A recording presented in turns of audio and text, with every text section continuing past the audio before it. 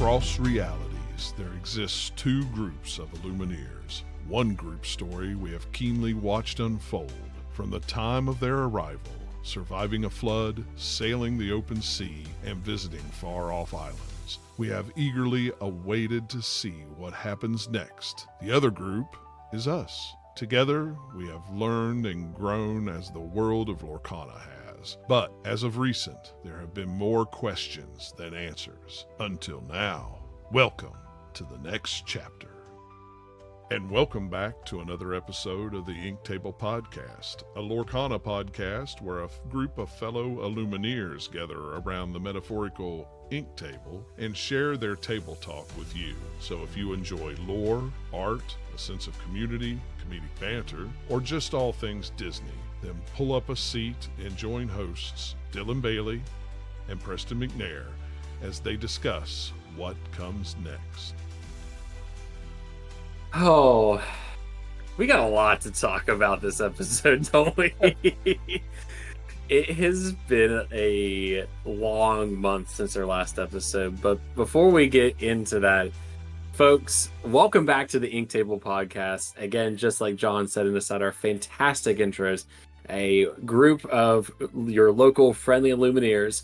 We gather around this metaphorical ink table and we talk about everything Lorcana, from gameplay to upcoming reveals to news and to some things that have been very unanswered for a very long time that we got answered this week. But before we get into it, obviously we have a vision of the future. We are like my favorite Blurple card in Berlin, where we're shifting and searching the deck. We have a vision for what the future of Lorcana looks like. But before we get into that, how has everyone's gameplay been? Like, how we feeling this far into Archazia's island? We're like what 20-ish days out from release at this point. Dylan, how at a high level, how has the set been treating you? How are we feeling on the island? I've had some ups and downs with Archazia's. A lot of that has came from like personal stuff that's happened with losing certain cards, trying to refine decks, reestablish what I want to play, and rebuilding.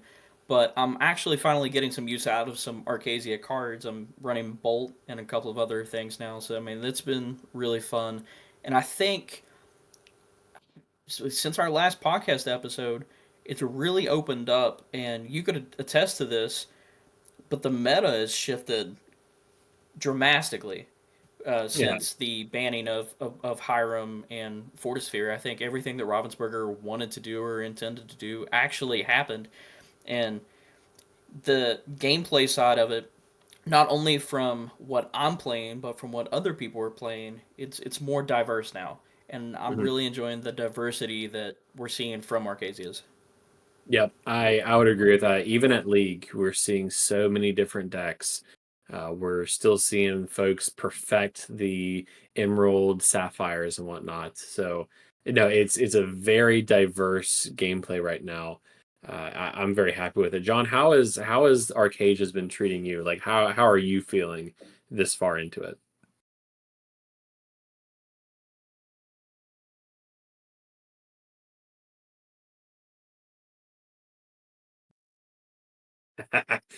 Then you can't target anything.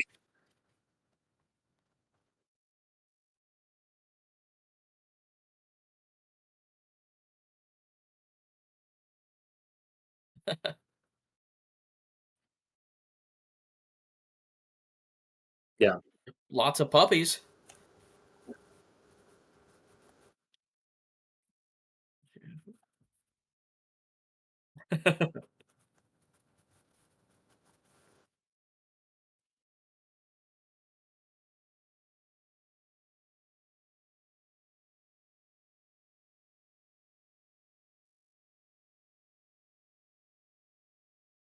It did. Like,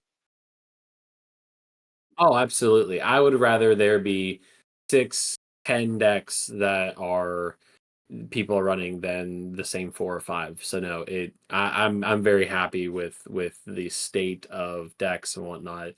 It's been a fun set, and it's sad to think that it's coming to an end almost, literally and figuratively as well. Like it's coming to an end. But folks, we have a lot of news to talk about as it relates to Lorcana. We're going to be talking about a lot of card reveals and whatnot, but May 6th was probably one of the most important days, I'm going to go say, in Lorcana history, truly. Like not the most important, but it's up there. We got a lot of news revealed to us in a Twitch broadcast on May 6th. Now, that being said, the elephant in the room is that, we have seen online, we've seen on Facebook, we've seen on Reddit, we've seen in the Discord, people were getting very impatient, and rightfully so, that there was a lack of news. There's a lack of a Worlds date. There's a lack of additional stuff. So they officially answered a lot and even more. But not everything. There's still questions. But that's true. There's still questions, but we got a lot to chew on, though, at least. So yeah. I will say this, though, before we go talking about the May 6th stuff, though, obviously the elephant in the room is that it did leak. It did leak before the official broadcast took place. Out of respect for Ravensburger and everything they've been doing, we did not address any of those on socials or make videos or whatnot. We wanted to wait to make this episode we wanted to make this episode after the live stream, so we know Chef's intent. We know Ravensburger's intent with everything. So we're not speculating. We now have the tried and true context. So they did acknowledge that it happened, but the show must go on, right? But the first big thing is that Worlds, how we have joked about on this show before, it has never had a date, did get a date. And this was one of the things that leaked. But Walt Disney World Resort, the Disney Lorcana World Championship, June 28th and 29th. Now, this was almost like a 3-alarm fire, so much so that their communications director, Greg Tito, had to just hit the go live button and be like, hey guys, because a lot of folks thought that it was going to be open to the public, meaning there'd be side events. Obviously, to play in the event, you had to place at, to come first place in a DLC, place in the Continentals and whatnot. But they officially confirmed that Worlds is closed to the public. There is no public-facing event, any sort of activities, etc., for participants or for spectators or guests. It is only for those qualified to play inside the event, and also that's it. Everyone else is just going to have to watch the live stream. And that is why they went live. They went live on the Twitch page saying, hey, folks, hold on a second. It's closed to the public. So I'd imagine that there was a lot of people who immediately started looking at booking travel and accommodations around those dates, and they wanted to get ahead of it. And I want to say it was within a matter of hours, really. Like, it was a pretty quick turnaround. But Worlds is not open to the public, and I think I'm okay with that, but I'm curious what the rest of the crew thinks. Like, I think it makes sense, but what do we think? So with this, I think a lot of the confusion and the frustration goes back to the D23 event that took place. Yeah. That there was like an hour-long press conference or more talking about Lorcana, then, now, in the future, whatever, that entire event. And one of the big things that was discussed in it was this idea of Worlds and what it could be, or what they wanted it to be. And they wanted it to have side events and make it more like a con where the entire community can come and celebrate. And I think a lot of people, including ourselves, like the idea of that. Even if we're not competing, but just being there. Let me look at you, Preston. How many times have you went back and said, I just love the idea, or like going back to Atlanta, you were there for the first DLC. And there are so many other people that were the same way about Worlds, that they would have just liked to been in the room where it happens and just been at the first Worlds. Yeah. So I mean, I get the frustration and I get the confusion, but some under the radar stuff that people really aren't talking about, or maybe they just don't understand or don't see, is how small of a team Ravensburger truly is whenever it comes to Very. Lorcana in comparison to the demand. Because I mean, we blew them out of the water whenever it comes to the first chapter. I mean, they've still been slowly catching up. Yep. DLCs, they didn't even really run themselves. They had like a partner who they're no longer even partnered with, right? Was it PPG? PPG, but I don't know if they're still partnered up, but I know that they were at least They're handling not the first partnered version. anymore. Are they not? I Oh, do okay. not think. I must have missed No. that. So everything going forward, I'm pretty sure that Ravensburger is trying to produce themselves for DLCs, which is also taking more time. Or at That's least a to me, lot of that's people. part of why it's taking more time, is because they're now on their own trying to get either a new partner or to plan everything on their own. And we now see that Greg Tito is here. And they also have some other new members of the team that were introduced during that May 6th live stream who are in charge of the competitive scene in these large events. And typically, I mean, maybe it's just me, and this is a little weird, but like prior to this, anytime that we had any kind of lorecast or event or anything, who were the people that you saw on screen? Outside of Rochelle, it was Ryan Miller, Steve, right? Ryan Ryan Miller, Miller yeah. and Steve. Where have they been in the past week since this happened? I know that they've made comments about how they were on vacation, and I know that they also have other jobs throughout Ravensburger, that they were like co-founders for this game, but as higher ups, maybe they're actually trying to delegate to new team members such as Greg Tito and other people and take a step back. I mean, Maybe. there's a lot going on the managerial side that us as players aren't seeing take place throughout Ravensburger as a company as they're trying to get all of this stuff together. And I Yeah. think in the future they will have these larger worlds and events because they've said it. I mean, they're not lying. That is what they want. I just don't Mhm. think it was feasible for them. Right. And like I think a lot of people also tend to forget that like it's such a small team. Like if you looked at the broadcast, like I'm sure that wasn't their full team, but they had a audience camera that showed the team members of Ravensburger there, and they fit in like a kitchen.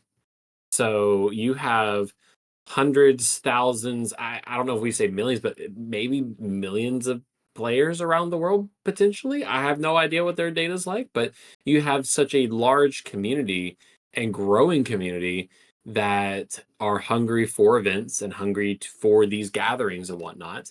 And I'm sure it is overwhelming. So I'm sure they have a drinking from a fire hose, truly, like trying to give demand and whatnot. And I don't fault them for wanting to maybe keep worlds closed, but then again, it goes kind of against this whole spectacle at D23 that was going to be this big gathering. So I had no intention to go to Worlds and whatnot, like to go and be in the room where it happened and whatnot, just because Florida in June is yeah, if you know, you Yeah. know. But yeah, I get it. It's like let's cross the bridge of the first round of DLCs. Let's get across the finish line, even if we have to make a few flags on the play.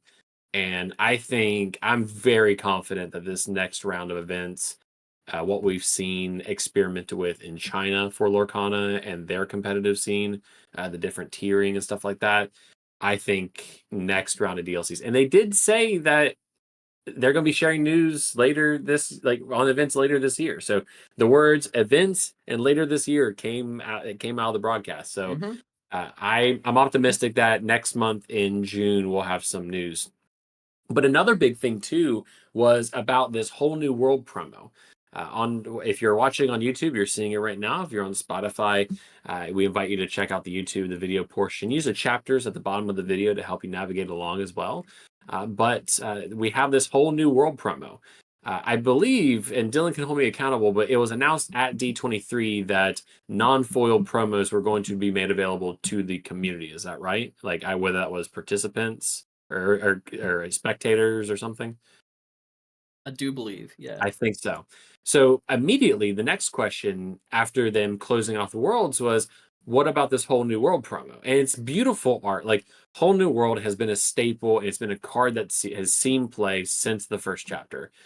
It's beautiful art. You got you have the great Illuminary in the background. You got Aladdin and Jasmine. I think it really encompasses that first chapter and that first set of DLCs. So, but the question was, okay, how are we going to get this promo? Is it still going to be made available to the public? The answer to that is yes. They did confirm that the Whole New World promo will be made available to viewers. The distribution of such is still kind of up in the air. I believe I saw a news article with some interview that said it was going to go to the local game shops, I believe. So specific details on how that was going to be distributed is still forthcoming, so just keep that in mind. I would say it's subject to change. But it seems like a non-foil version of this promo card is going to be made available to viewers. So obviously they're planning to ramp up production of this card at great scale and obviously have a plan in place to distribute it. So keep in mind on that. Personally, if you ask me, with the Ravensburger Play Hub coming up, I could see like a Twitch integration and you get like an achievement or something in the Play Hub if you watch the live stream or something. I don't know. I'm just speculating. So it's great to see that it's still going to be made available. I think just after the first era, the first chapter, if you will, of Lorcana, I think it's a great commemorative. And I am taking bets that John's going to be playing this in a Steel Song. So, I do anyway, so sure. John's going to be like, fancy a Whole New World. There you go. Well, I have a Japanese one in there, so this would have to go along with it, you know, so. That's right. So Worlds was one of the first things that they came out and announced on this live stream and confirmed. But yeah, I would say stay tuned to Ravensburger socials, the various communities and whatnot. I would imagine that as soon as details are confirmed for the distribution of the promo, we're probably going to know about it very soon. So, but not all's hunky-dory, right? We have this big bad on the horizon, right? And we got some cards, right? Is that right? Yeah, we got some cards. Some cards. Just a few. No, honestly, though, there have been non-stop, not even like news, there have been non-stop reveals for new cards, and we are not going to cover every card that has been revealed up to this point, because honestly, we could probably get on socials right now, and there's probably been a card that's been revealed in the last half an hour, to be honest. And there's so much news just to talk about. So a couple of the cards that we really want to cover are the promos that are really going to be popping up in Reign of Jafar, and just a couple of other cool little things. So the first of all, in our last podcast episode, we had a big focus on D23, and one of the big questions that we asked is, where is this D23 Iago at, and how come this stuff hasn't shipped? Well, in the past month since then, as soon as that video released, it was like days afterwards, we got emails saying it's on the way. And everybody, as far as I'm aware, has received their D23 gold member packages, and the new Iago came with it. And it is a D23 exclusive promo. And it's really, really cool. Again, we've talked about it in the past, but now we have a much better picture or photo of it compared to what we had before, because before it was just some grainy little screenshot from somewhere. But we can see that it is a 4-cost inkable 3/3 that quests for 2. He is not an illusion. This is just the Jafar Glimmer. So Jafar has respected Iago enough to make sure that this Glimmer, or at least this version, is not an illusion. But he is a storyborn ally, and his ability is self-preservation. So in a way, like if you know anything about Iago and Iago's story, he flip-flops sides. In the cartoon, like he would become Aladdin's friend. Iago's the type of character that he's going to play on the fence, and whoever he thinks is in like the most winning position, that's who he's joining. So with Jafar taking over Archazia's, Iago clearly, through the self-preservation, is going to team back up with his old master.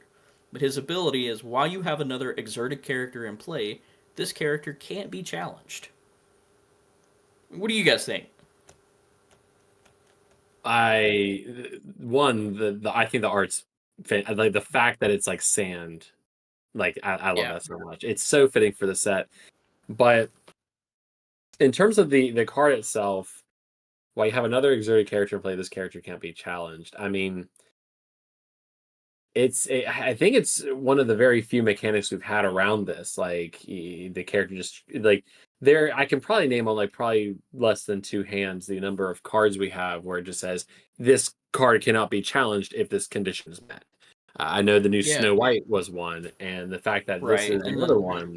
there's quite a few in still, but typically in still it's like your hand has to be empty. If you have any Right. cards in play or whatever, then it doesn't work. You And can't it's do such something. an easy condition to meet. Mm. I think it's a halfway decent card.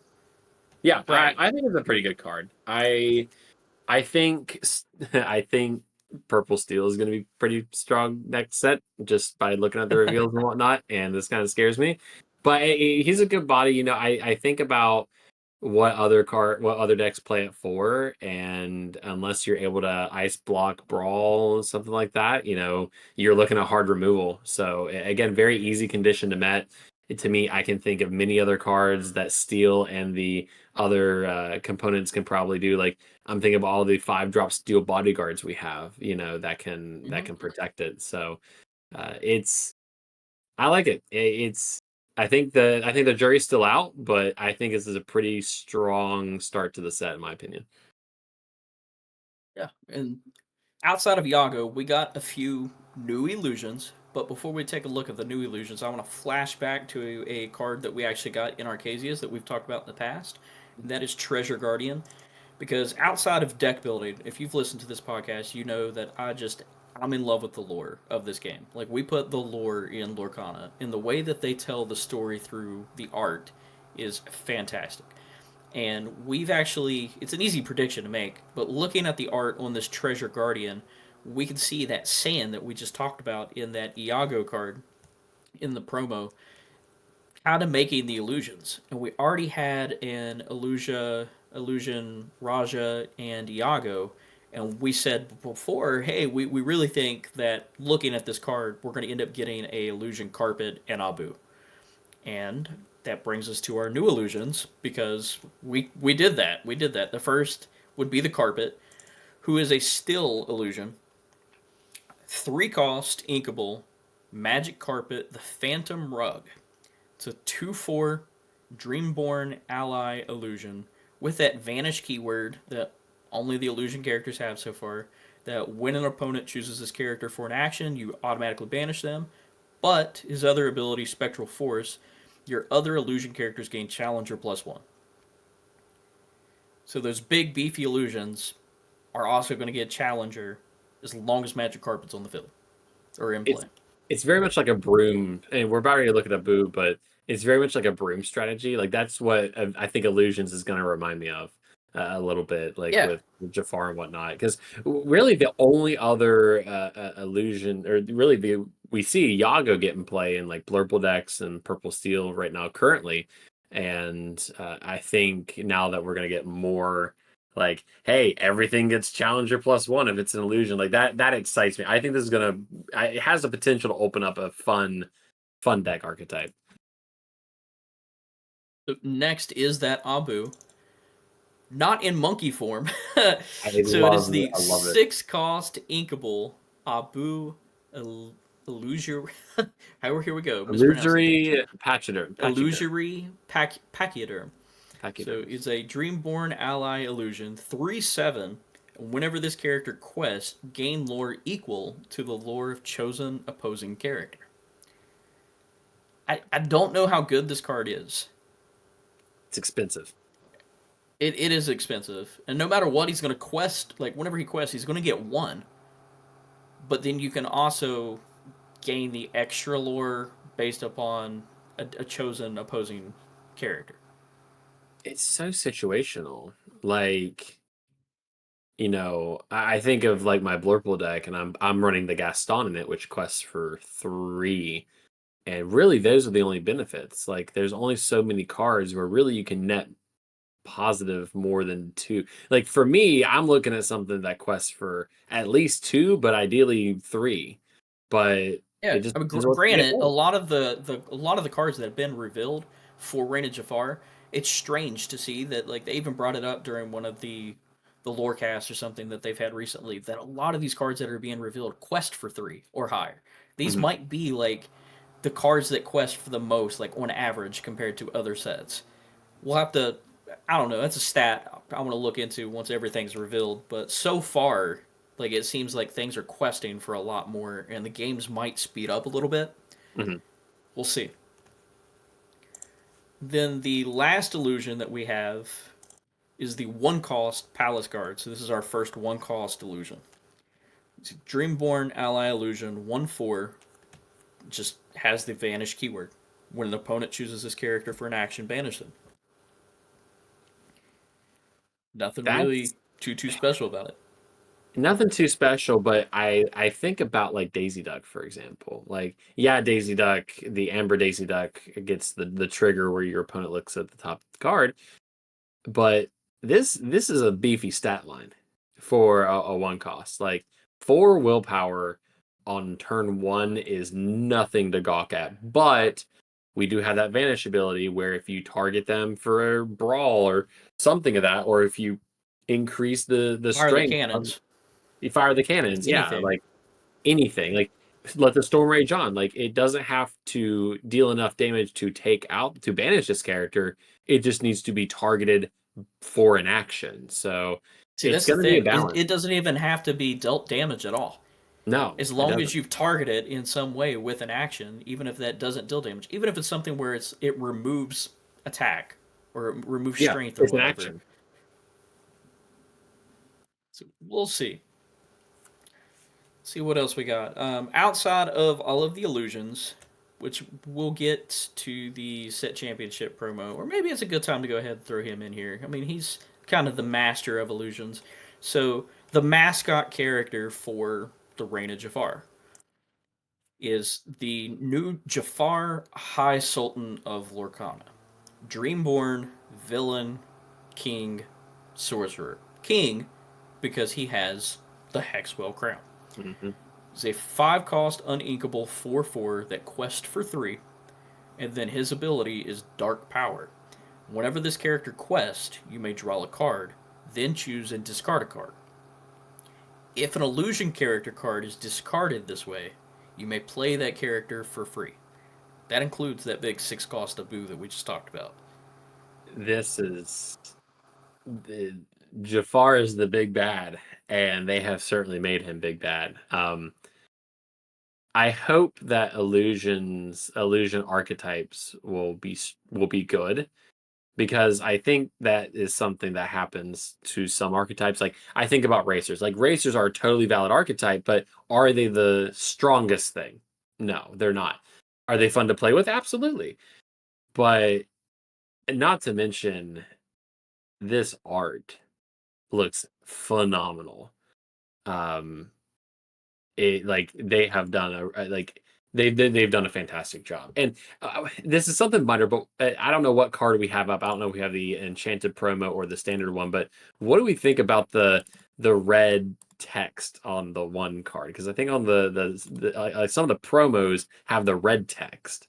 I don't know if that's like a Yeah, so Jafar thing or like. it is. Yeah, that's something that they've talked about again in those different events of the lorecast and stuff, that this color red is just a running theme throughout the Okay. entire Reign of Jafar. You're going to see it on the Trove, you're going to see it on Palace Heist, you're going to see it everywhere. And then in all of the promo cards, you're seeing here over top of like where the ability is and the lore stars over on the side, those are all going to be emphasized in that red. And you can also, right where the ability is, may be hard to see, but there's actually a snake head kind of behind the words. Not in the enchanted, but in Oh, and like the the standard regular, one, yeah, the in the promo. standard one. Yeah, so there's going to be multiple versions of this card too. Again, I'm not sure which ones you guys are seeing on screen right now, but you'll have the regular, normal version of this card.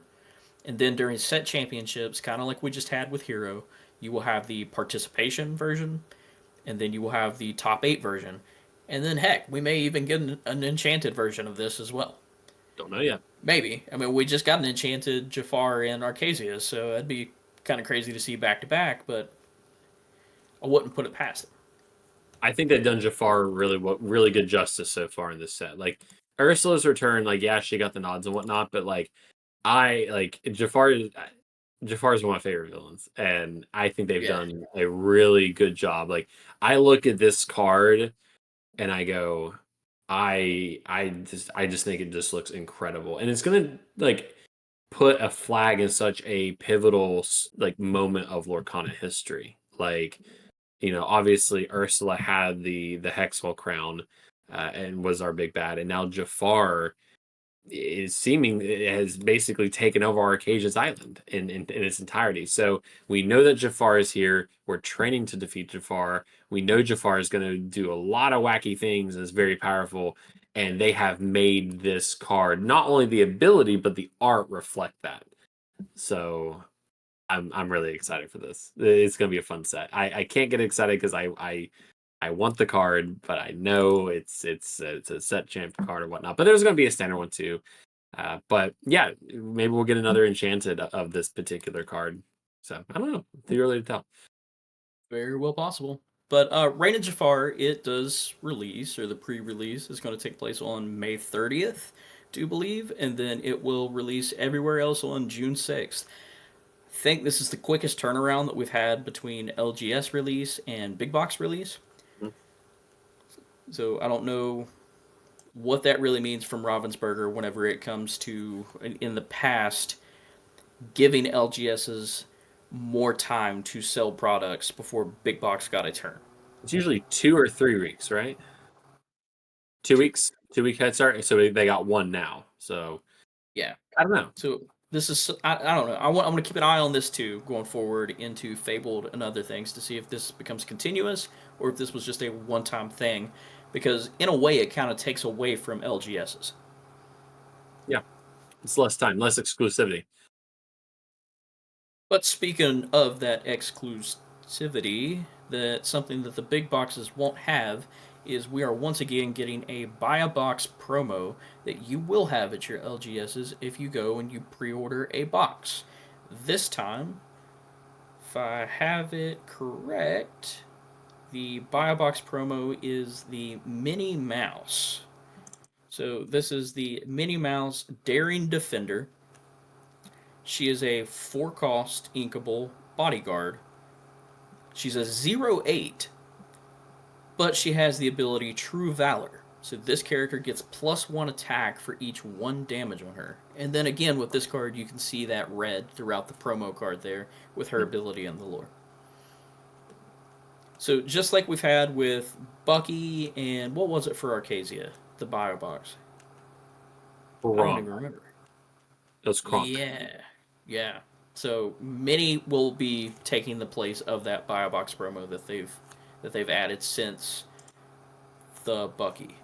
And then something else that they added with the pre-release events, if you go to your LGS on May 30th when Jafar releases and you go to whether it be whatever your LGS does. I know that some do sealed. We enjoy sealed. Some have been doing pack rush as Ravensburger has been pushing. But before in Archazia, we got the Snow White as a promo just for participating. And this time we will be getting Pull the Lever. It's a dual ink Amethyst Emerald card, 3 cost. It's an action, and then whenever you play it, you choose one. You either get to draw 2 cards, or each opponent chooses and discards a card. I wish it was an item. Like a lever being an item. But I don't know. They finished this. This card gets finished. We don't have it here, but I know it has released since then. But you have the Pull the Lever, and then later on you have a different card. That's like, the wrong lever. Yeah. I forget what that one does. Hold on. Quick little search here. It is. Oh, it's in German. Okay, I don't speak German. Hold on a second. Google Translate. Yeah, actually no. Lorcana Player translated it. So it is an action 3-cost inkable emerald. Return chosen character to this player's hand, or put a Pull the Lever card from your discard to the bottom of your deck to put a character of your choice on the bottom of their owner's deck. Let me read that again. That was a lot. pull the lever card from your discard to the bottom of your deck to put a character or your choice on the bottom of their owner's deck. I don't know if that's a rough translation, but I don't know. Either way, either way, there's not it too goes many back. cards. There's not too many cards that allow you to recycle specific cards. Like I know that we have like the Nick Wild or the Judy Hopps that allows you to recycle Pawsicle. Everybody here recently knows that. And then John's all about that first chapter Captain Hook that allows you to recycle. Yeah, look at he's getting pumped. That allows you to recycle the Fire the Cannons. It's like when you play him, you can bring it back. So that's pretty neat that they're once again doing that. I love anytime that you can do that because then you can just like recycle that same action. It makes it really cool in theme decks. So we'll see. And then I know that they added a lot of Cusco and Yzma and Krunk in that Dual Link collar in Archazia. All right, outside of the buy box promo and the pre-release promo, we have a new seasonal promo, which I know in the past was Flotsam and Jetsam.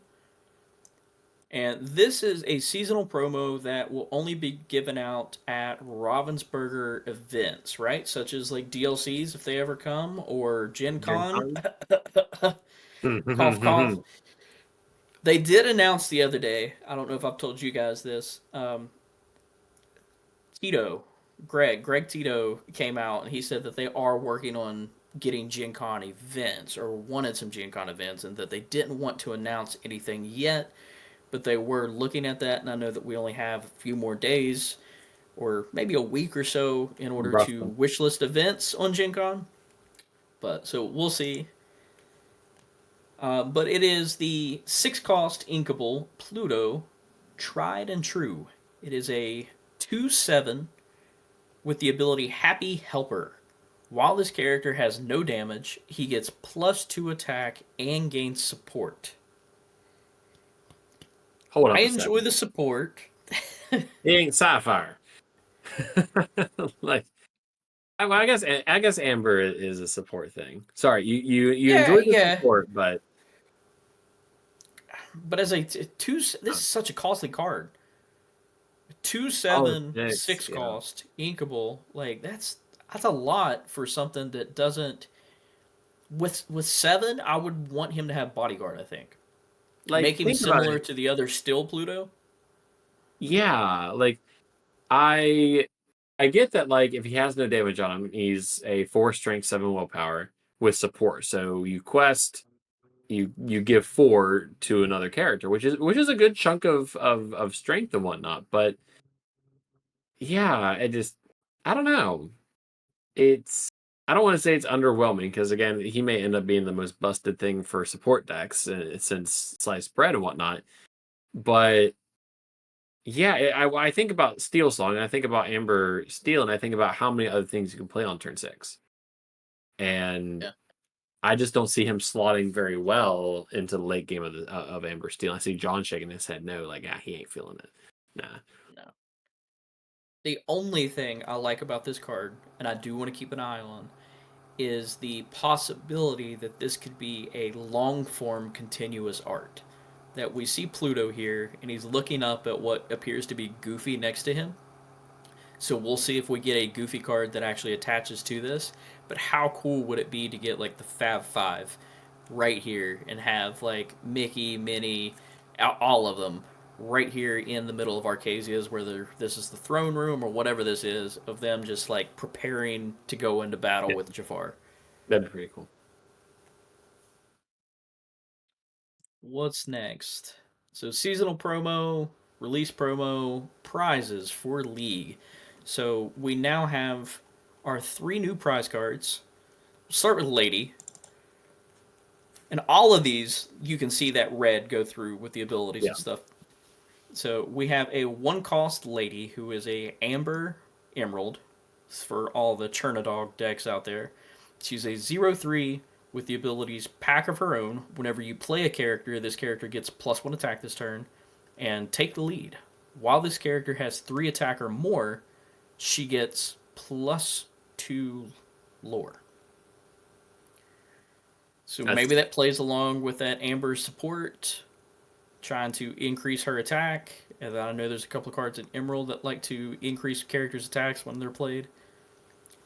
It also fits well into the Churna dogs that we've seen pike up in the last couple weeks. It's a strong deck, and I think with the new Tramp that we've seen, I don't know if we talk about exclusively here on the show, but this in combination with the new Tramp, this Emerald Amber combination dog archetype, I don't think it's going anywhere. I think, again, like, whenever you play a character, it's like the reverse Minnie Mouse, like the legendary Minnie Mouse we've got this set. Like, if you play a character, Minnie Mouse gets +1 lore this turn, and it's like they're doing that except with strength. But then it's like, while this character has +3 or more, she gets +2. So you're fairly easy to resolve. I mean, you could probably pull this off at least once or twice, maybe, before Lady inevitably gets banished via challenge or something like that. But I think it's neat. I played around. Then what? We got some other dogs back there in the background. I mean, I'm sure John knows who those are.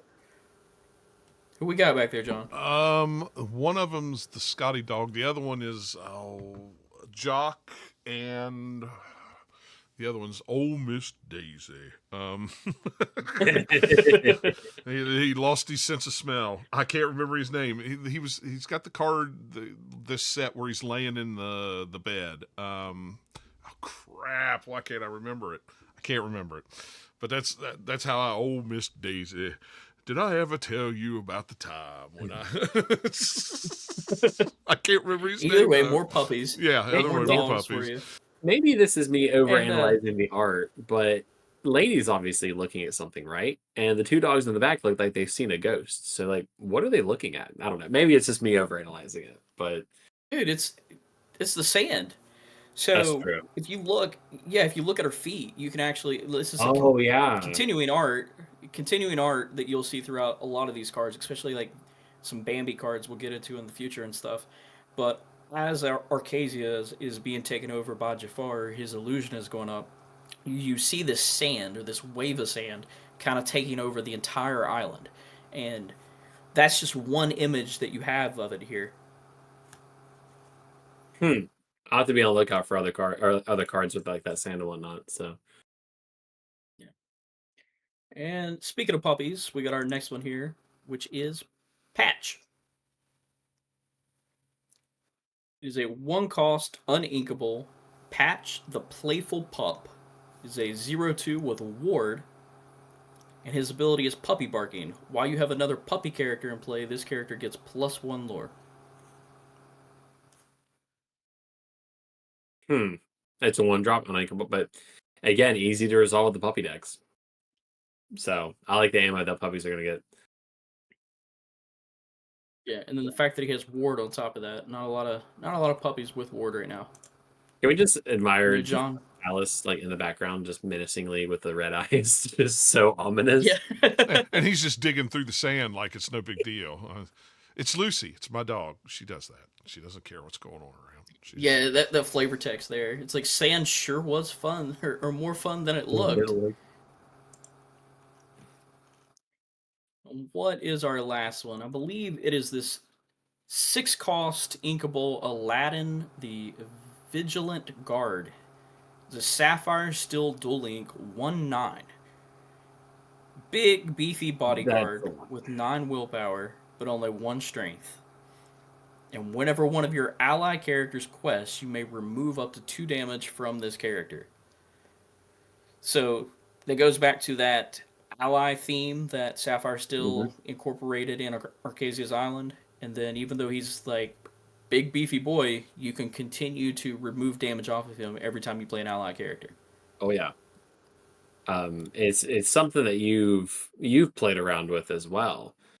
And I know this isn't the first ally card or pro ally card that we've seen in that has been revealed with Jafar, but do you think we'll get enough? Again, you've played around with allies a lot more than what I have, but do you think we'll finally get enough in Jafar, or do you think this is just going to be another continuation of slowly getting the right pieces? I think we have enough allies from the past.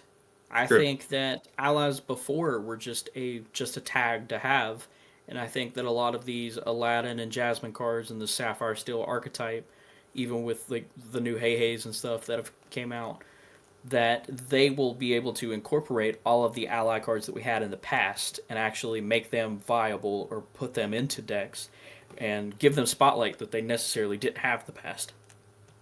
Yeah. Until they get rotated, but we'll talk about that later. So I think that's all the promos, right? We've covered set champs, we've covered the seasonal promo, the buy box, pre-release, now our prize promos. What else do we have? We got Bambi.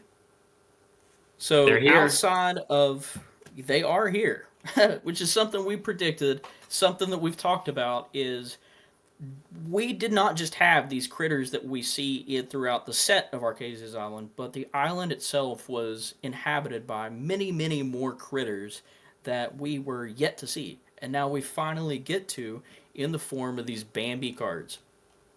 So first and foremost, these are not all the Bambi cards. There are plenty of more, with especially like an enchanted that's absolutely gorgeous. Might look like a fried egg to some people, but it's still absolutely gorgeous. But the first one is Bambi, Prince of the Forest. 2-cost, inkable, 3/2.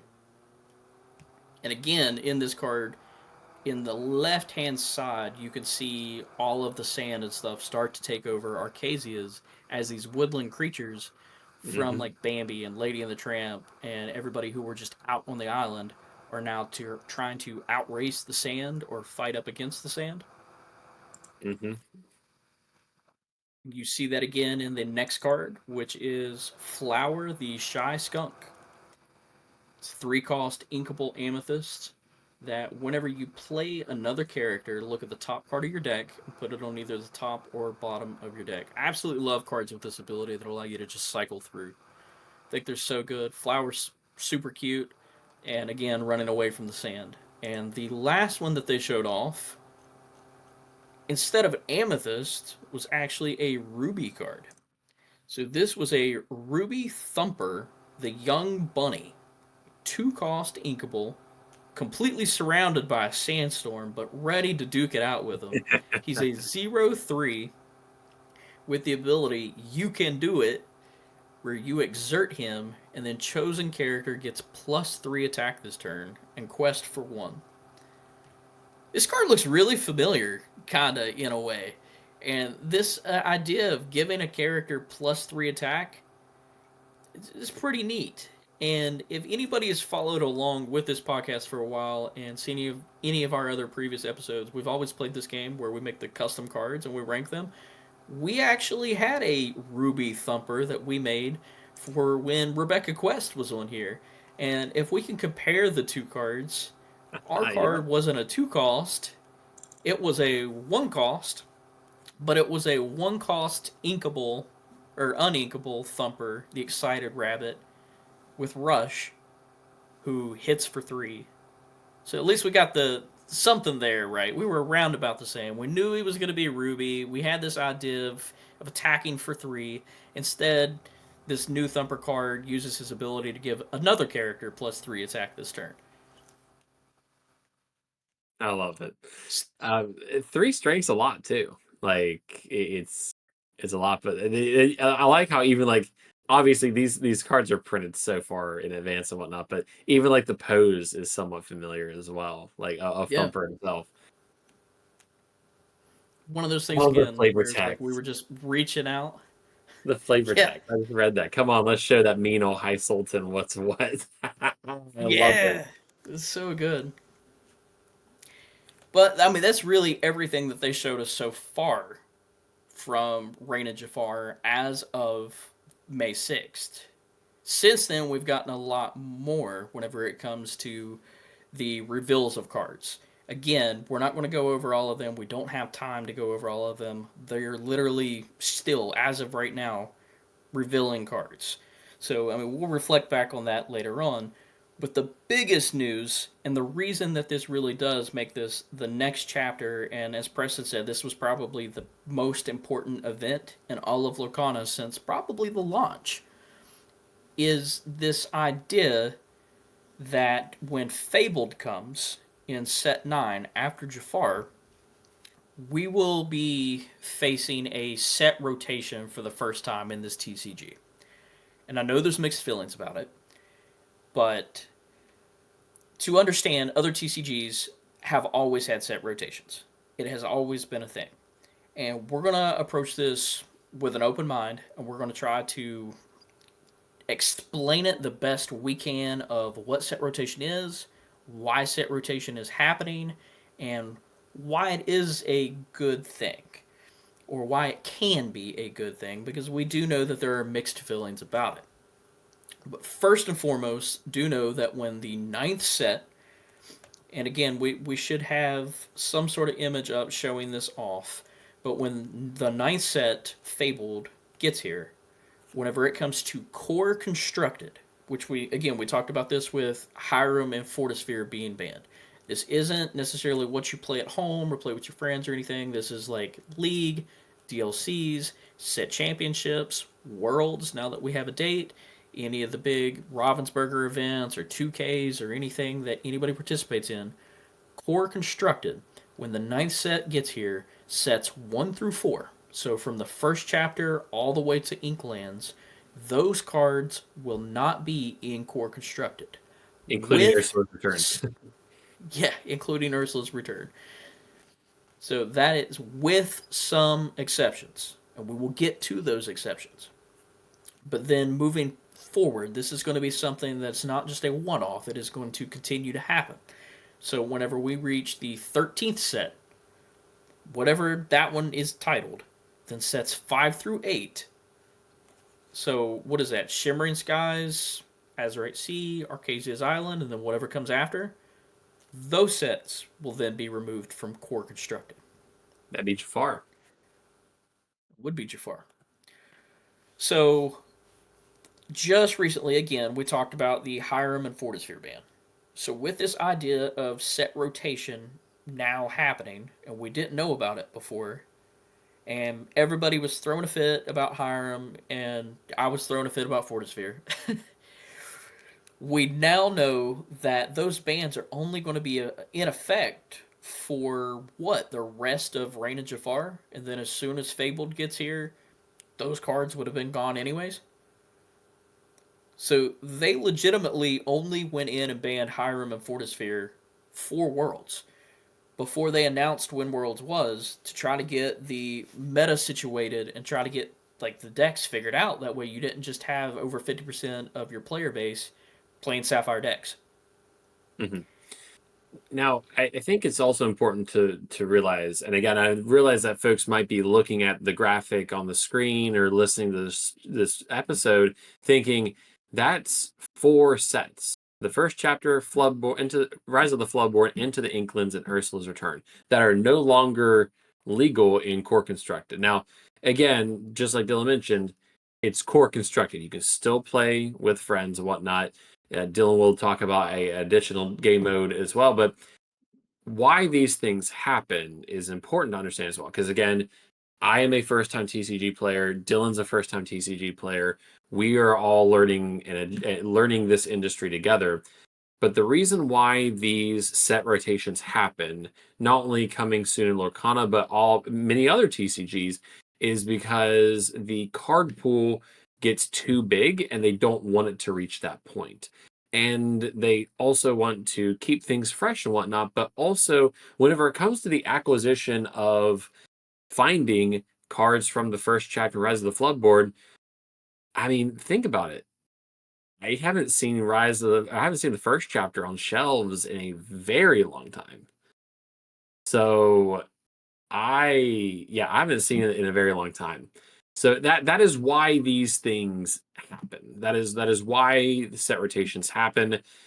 I have some thoughts, but I'll save them for later, kind of our wrap up and whatnot. But it's wild to think that Reign of Jafar is only going to be legal for 15 months. Yeah. Long time, granted. That's a long time.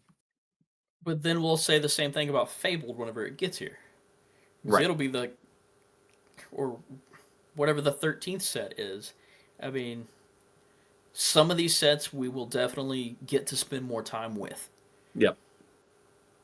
Absolutely. And I think it's a net I think overall it's a net positive at the end of the day. Again, we are tackling this with an open mind. It's kind of exciting to think that, like, we'll talk about some of the other variables and cards and stuff like that, but it's kind of exciting to think that we've come this far because, again, and John can hold me accountable, but we were only supposed to have how many sets in the beginning? Like 4, 3, 4? I can't remember now. I think they were only contracted for 5 originally. I know we've talked about it before, Yeah, but it's been so long I can't remember now. I'd have to look it up again. I can't remember. I want to say it was 5. Well, We knew the first 5, and that was it. Something like that. But to think Either way, that this game shouldn't exist anymore. right, in theory, like, and here we are talking about rotating out the oldest sets. It's almost an exciting milestone, really. I'm sure like people may think of set rotations like, oh, like set rotations, but like the game is progressing at the end of the day.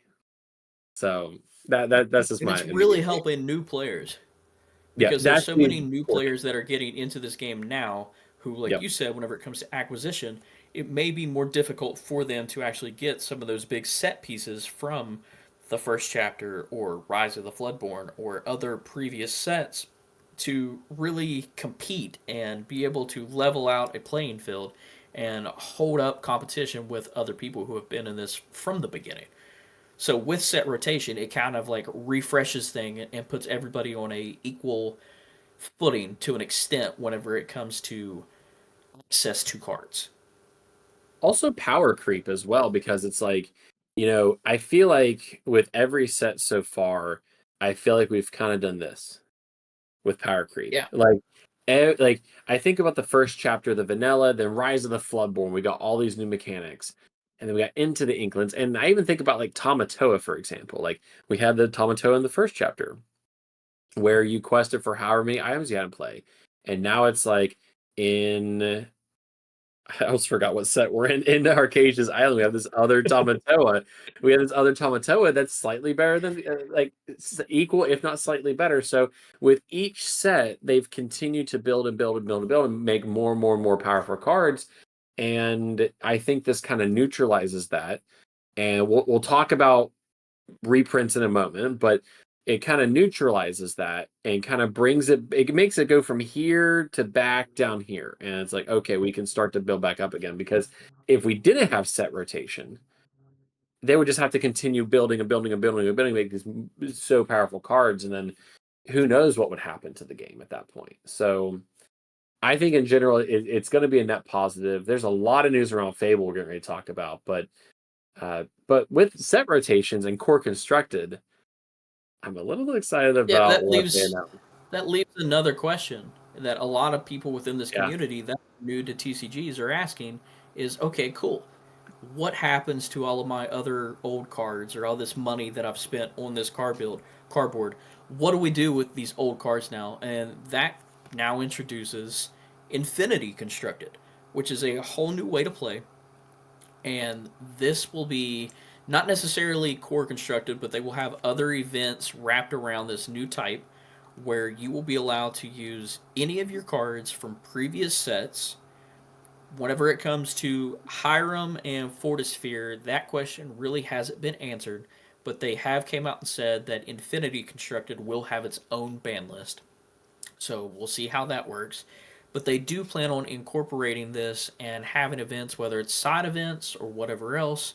I don't necessarily think it'll be like an entire DLC bracket that they have, but they'll definitely have events whenever it comes to Infinity Constructed, and it is something that people at League and at home are not pushed to play, but just say, hey, you do have this other format that you're welcome to try out and play if you choose to, and it's just another way that you can play with all of your cards. So none of them go to waste. You don't have to feel bad about rotation whenever it comes to not being able to play with some of your old favorite cards anymore, because they're still there. You can still play with them. And I think we've already talked about why it's happening. And again, like the where will you see this at? in the past, Ravensburger has kind of been like open-minded whenever it comes to LGSs. They've pushed out a piece of paper or a slip or some type of news or format that says, hey, this is how we think you should run your store or run Lorcana at your store, but it's really up to your store to follow. So we'll see. I'm still up for debate or up to more news whenever it comes out, especially with the Ravensburger Player Hub not really existing yet, of what they're wanting us to do. But I can see most stores just sticking with core constructed. Yeah, That seems to be the big format. I think that's the format. I mean, we're all accustomed to it. We've been playing it for almost 2 years now, which is wild to say. But I think it opens up the door for like stores to have maybe just something to do every so often. Because in theory, what this is you would have like your core constructed nights, your regular weekly play, your organized play, and then maybe depending on the community, there might be enough people interested in Infinity, which would be its own recurring weekly event at a local game shop. So it's kind of exciting for as a not as a shop owner, but I would imagine it's kind of exciting for shop owners because they now have another format that I believe is going to be a little bit more popular than Pack Rush in my opinion, because Pack Rush requires 4 packs per match essentially. So I am curious to see. The big thing I want to compare this to, again, I mean, this is our first LGS. Other TCGs, or this is our first TCG, other TCGs have different formats, but you're saying that Infinity is really going to be based upon the community. Depending on how popular it becomes within the community, the closest thing we can compare this to is Magic the Gathering, which, hey, maybe a lot of people listening to this isn't your first TCG and you've played Magic before, so you know exactly what I'm saying, because there are tons of different formats. But the biggest outside of Standard is Commander.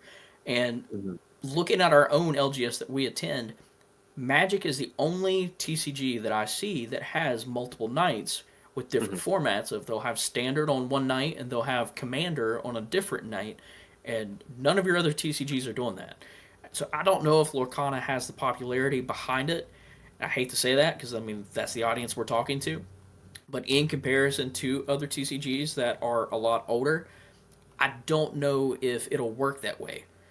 Maybe not at our LGS as much as we want it to, but maybe somewhere out there, and if we could get the community to back it, that could become a thing. Yeah, like I think about our own store, like for example, our own group where we have 7 to 13 people on an average night. And I think for a lot of the smaller stores and more rural communities that have card shops, I think it's going to be hard to have another Lorcana night per se. I think it's going to be based off population of your shop in your area. So, I mean, it's probably a conversation that store owners are probably going to have with their own community, but I would imagine most are going to continue with core constructed.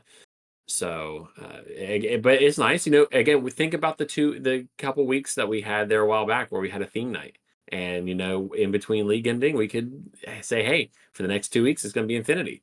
It's nothing too crazy. You still have your rules and whatnot. I know we kind of made our own rules in a sense and had like a guideline for theme night, but it's a Ravensburger endorsed format that stores have a little bit more flexibility to do, because maybe the Lorcana community will grow in your area and there's a good chunk of you that go, I just like Infinity.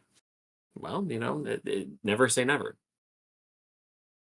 Well, if you look at the other store, we've got at least 2 other stores in the area.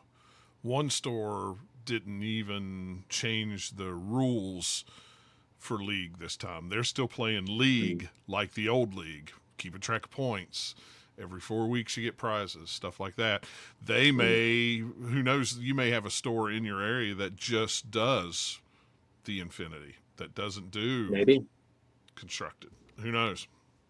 It really just falls back onto what Ravensburger says going forward, which, I mean, that's a whole other can of worms that, I mean, we may talk about it later on, but with the Players Hub, it slightly opened up for people to go on there, whether that was just a server test or whatever it was, But from the previous things that we've saw in the past, the Ravensburger Player Hub was supposed to open up before the launch of Reign of Jafar.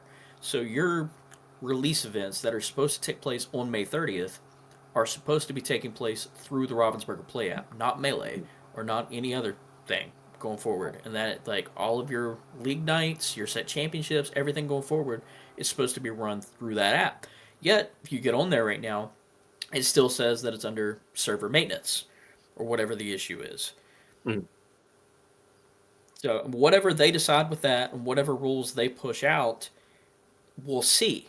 But up to this point, it's kind of just been a guideline of here's what we would like you to do, but you know how to run your LGS.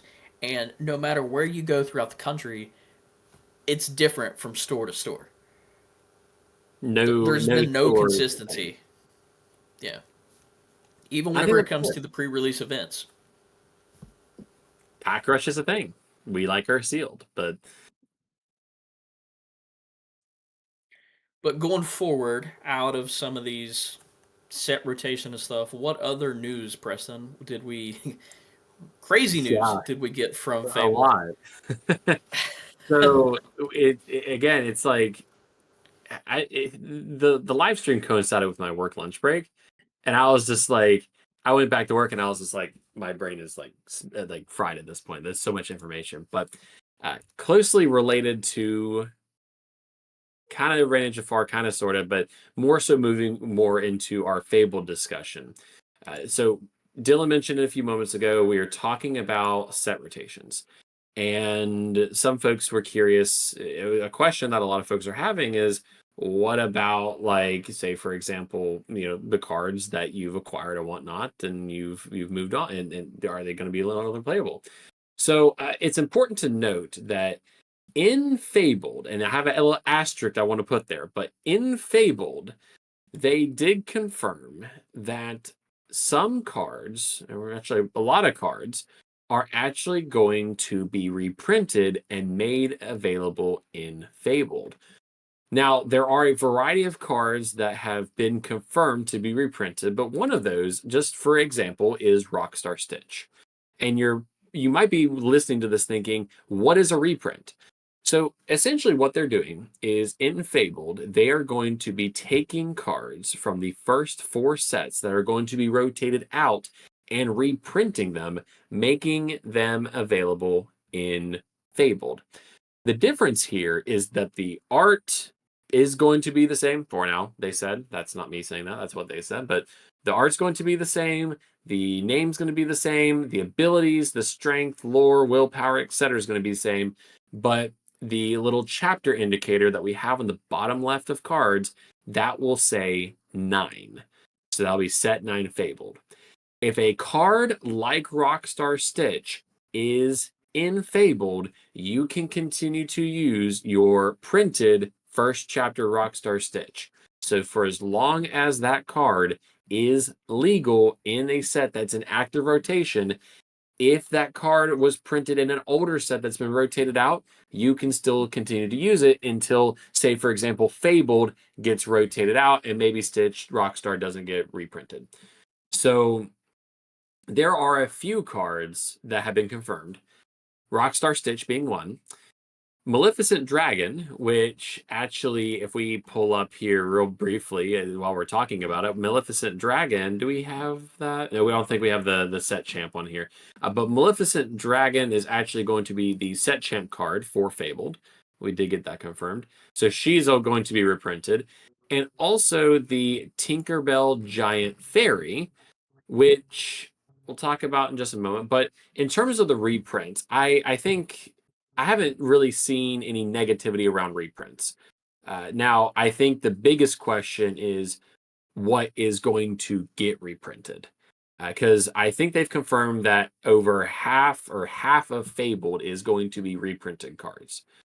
So yes, they said Fabled is going to be the largest set that we have had so far. They have announced that it is going to be a bigger set, but half of the cards will be reprints. Okay. And so then to follow up on something else that you said, they have also came out since this May 6th. this May 6th thing and said that even though it was said somewhere along the lines that the reprints won't have the same art, that is not true. That there is quite a bit of them that will have the same art, but even in Fabled, there are going to be quite a few of them that have alternative art in comparison to the first prints. Now, well, again, we have a big asterisk next to that one for Reign of Jafar we'll talk about in a second. Yeah. But I think, again, it's speculation, right? And I think the biggest thing right now I see in the community is I hope they don't reprint Be Prepared, or I hope they don't reprint Brawl or Sisu and stuff like that. And we could sit here and make an argument for and against probably every single card in the sets that are getting rotated out. So I think it's just one of those things that we just need to wait and see what happens. I have a few thoughts. I know Dylan and I have had conversations. I'd be like, I had a hot take. I'm not going to say what that hot take was, but I was like, I hope this card doesn't get reprinted. And Dylan was like, what about this deck? I'm like, you're right. So I don't know. Is there anything we would like to see reprinted? How about that? Is there anything you would like to see definitively, like, I would love to see this card reprinted. I don't want to let it go yet. Absolutely. The entire bounce package. Like, we haven't had the bounce package since Floodborn? Yeah, Arthur. I'm sure we've had some cards.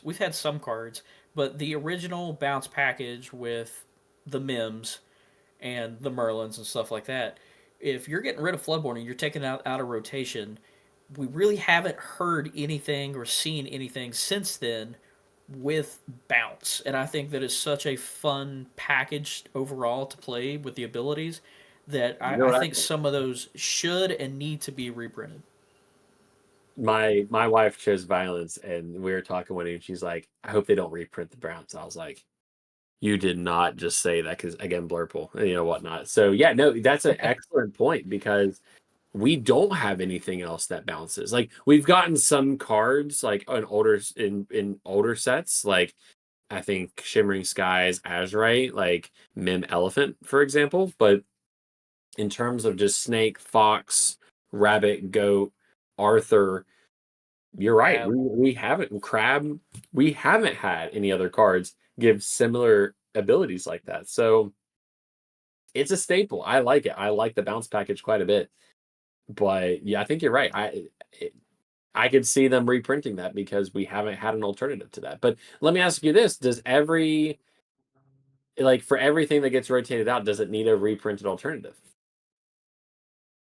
About the alternative art?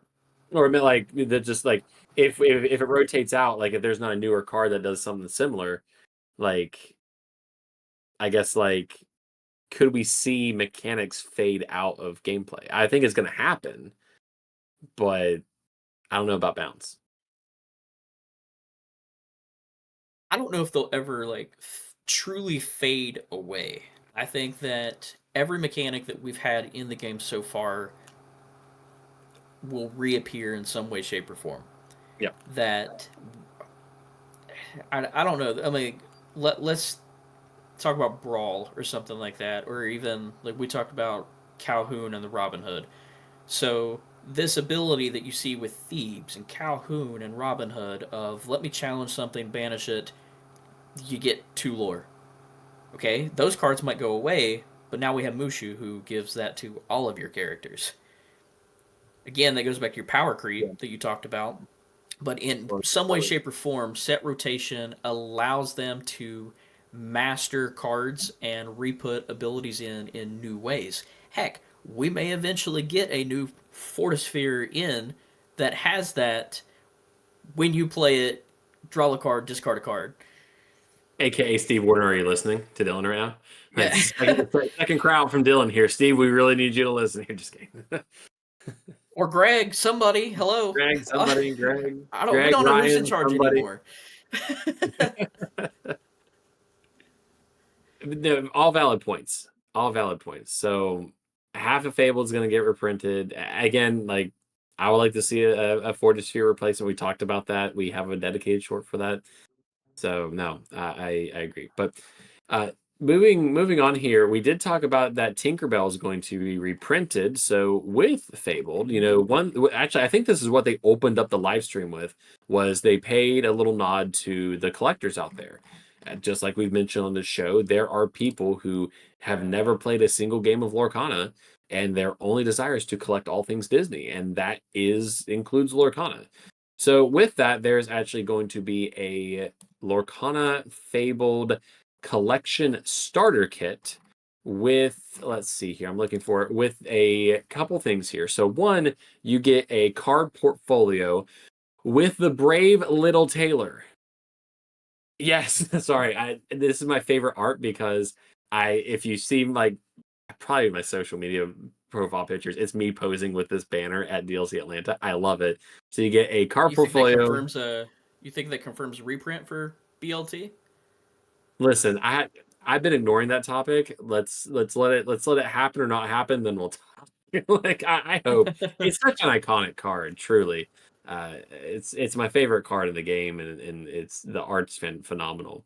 It's also the Golden Mickey art as well. So it's an alt art. So I love it. But in this set, again, the price is to be revealed, but you do get the card portfolio, this looks like probably one of the bigger ones that we've had, which I love. You also get, I believe it's 4 packs of Fabled, which we do see that Cruella de Vil is at least on this art. But you also get a Steel Giant Tinkerbell, which is reprinted for Fabled. So a couple things to dissect with this is, one, Tinkerbell reprint confirmed, and two, this is now the 3rd or the 4th promo card that has this particular promo border around it. So it's interesting that it started off with I believe it was the Mickey Mouse, the red Mickey Mouse, and the Inklings starter kit pack thing we had during Captain Mickey. Yeah, Captain Mickey. Yeah, and the Inklings thing, the Inklings starter deck booster pack bundle, and then we got Lilo after that. Lilo in the gift set, which had the yellow border, and now we have Tinkerbell with the steel logo. So it's quite fun because the foiling and glitter is beautiful inside of them, but people are playing with this card, which is super fun too. But it's obviously something that they've found success with, and it just seems like anytime we get bundles that we would expect there to be a promo with, and it's not an alternate art, I would say an alternate border, if you will. Like the border's basically replaced. So that's coming in Fabled. I could see myself picking it up personally. I like the binder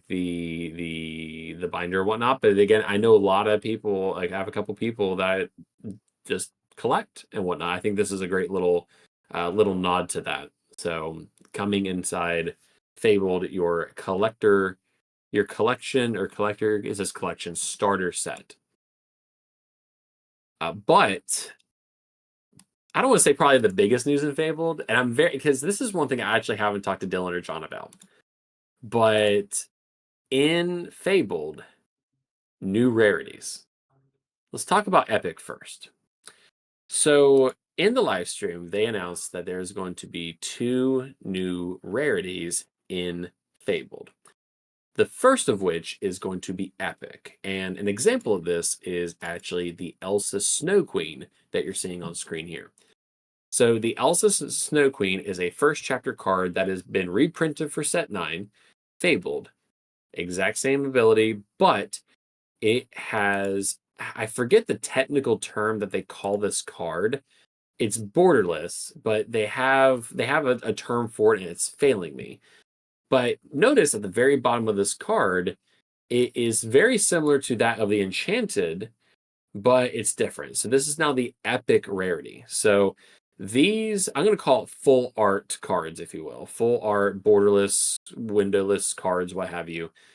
They are going to be more rare than legendary, but more common than enchanted. So they fit in between enchanted and legendary. And whenever I saw this, I think, okay, cool. But it kind of reminds me of like Pokemon in a sense, right? Like they have like a lot of the full art cards and whatnot. What do we think? more playable in decks as like a bling thing, or do we think collectors are going to kind of, are we going to pull this and put it in the sleeve and not play with it? What do you folks think? With this one, I don't know if we'll play them or not. I do think this goes back to the collecting aspect of it. Yeah. It's disappointing that we see Elsa for this. Like, again, I know we're getting reprints, but Elsa had her time to shine. These other cards that we're getting reprints of had their time to shine. So now you're introducing this new epic rarity, and I really hope that it's not bogged down with older cards from previous sets that we're getting reprints of. Right. Like you're saying, Got to you find a would want balance it there. playable. Yeah, I mean, Elsa's fine, but let's make sure that this epic rarity isn't just reprints. That we have some cards from the newer sets as they release that are also in that slot. Yeah, that's totally fair. And I don't know if this was confirmed or not, but is it possible to have like an uncommon card, but then like an epic version of that card? Did they allude to that, or is this just like this card gets the epic rarity and that's it? They have not said what is this Elsa? Do we know like what this Elsa typically is? She I'll look it up is here real quick. Elsa Snow Queen. Because the only thing that they've said with epic is that cards that were previously released, but that doesn't necessarily mean previous sets that are getting reprints, but just cards that have been released can get this epic version. But it's the same thing with enchanteds that we have so far. Not every enchanted we have is a legendary card. She was an uncommon. Yeah, that answers your question. Yep. She was an uncommon. Set 1. Okay. So she's being reprinted. She'll be an uncommon and fabled, and she'll be an epic here. So okay. If so, and well, we don't even know if it's going to get reprinted. If she's reprinted in Fable, right? This might be the only version. This may be the only version of it.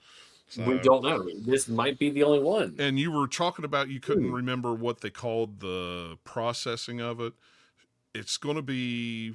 She's going to have the legendary gloss on her. You know how the legendary cards have the gloss, but it's going to the embossing. Yeah, thank you. But it's going to have the foil of the almost of the enchanted cards in a way. It's a different kind of foil, but it's going to have the embossing with the foil on top of it. Okay. Yeah, I think if she, again, we don't know if she's going to be printed in uncommon, but if she is, I think it's going to be more of like a collector thing. I would feel a little bit more inclined to play with these cards than say like an enchanted card or something else we'll talk about in a second. But I don't know. I think it's still too early. I think there was, again, we were frivolously taking notes while this stream was going on, and we've tried our best to organize so much, but I think there's either going to be 13, 16, or 18 of these epic cards. I don't remember how many they announced was going to be in here. But it wasn't an absorbent amount. It was less than 20. I know that much. But right. I don't know. Well, here's a question for you. If they don't reprint her, but she's in an epic form, can I use my Chapter 1 uncommon in the set? Yes. Oh, it's going on. Yeah. So maybe that's how. Yeah, because they've already said. Yeah. Well, maybe they won't reprint her as an uncommon. Anything that's been reprinted. Right. So maybe they won't even reprint, uncommon ones. They'll just have an epic one of it in there. You'll be able to play her. I don't know if they'll do that or not, but I mean, that's a thought. I don't know. But it's a thought. I can't see them doing it because then that opens up an argument of like pay to win, because then you got to pay more for this one type that's more rare than others just to have it, even though you can get your hands on the older ones. But how many people are going to be able to get their hands on first chapter? So I think if it gets reprinted as an epic, it'll just get reprinted as the uncommon as well, just to be safe on their end. Yeah, I'm trying to see right now. Right now, she's a $12 card on TCG Play, or I'm sorry, 12-cent card, not $12, 12-cent card on TCG Player. I swear this is not like the Meta Buster or anything like that. So we'll find out soon. We'll find out soon just how the epics are going to be handled. But something that got leaked, but something I'm excited about that is scratching the collector itch in my brain is we now have a new rarity type that is more rare than enchanteds. And we now have the iconic rarity. And oh my goodness, does this card. How beautiful. It is gorgeous. So this is a new rarity coming in Fabled, and it is more rare than enchanted cards. So enchanted cards are already kind of hard to come across. Yeah, some people have really good luck, but enchanted cards are enchanted cards. They are, again, it's random. If you buy a box, you're not guaranteed to get an enchanted. If you buy a case, you're not guaranteed to get an enchanted. But these iconic cards are more rare than enchanted cards, and there's only 2 in the set. The first one we know is this Mickey Mouse Brave Little Prince. So look, you can see that there is an iconic icon at the very bottom of the card. The foiling of the card itself, again, it's like an enchanted card, but the foiling is, I believe, what they called a lore foiling, and it is unique to Lorcana. The foiling used in these iconic cards are not used anywhere else in the TCG industry. But they also did highlight a few things here, like the red. They called the red a very specific type of stamping, like it was like a heat stamp. Again, the technical terms are failing me, but there's only going to be 2 in the set. If I were to guess, the other one's probably going to be Minnie Mouse. They've announced it.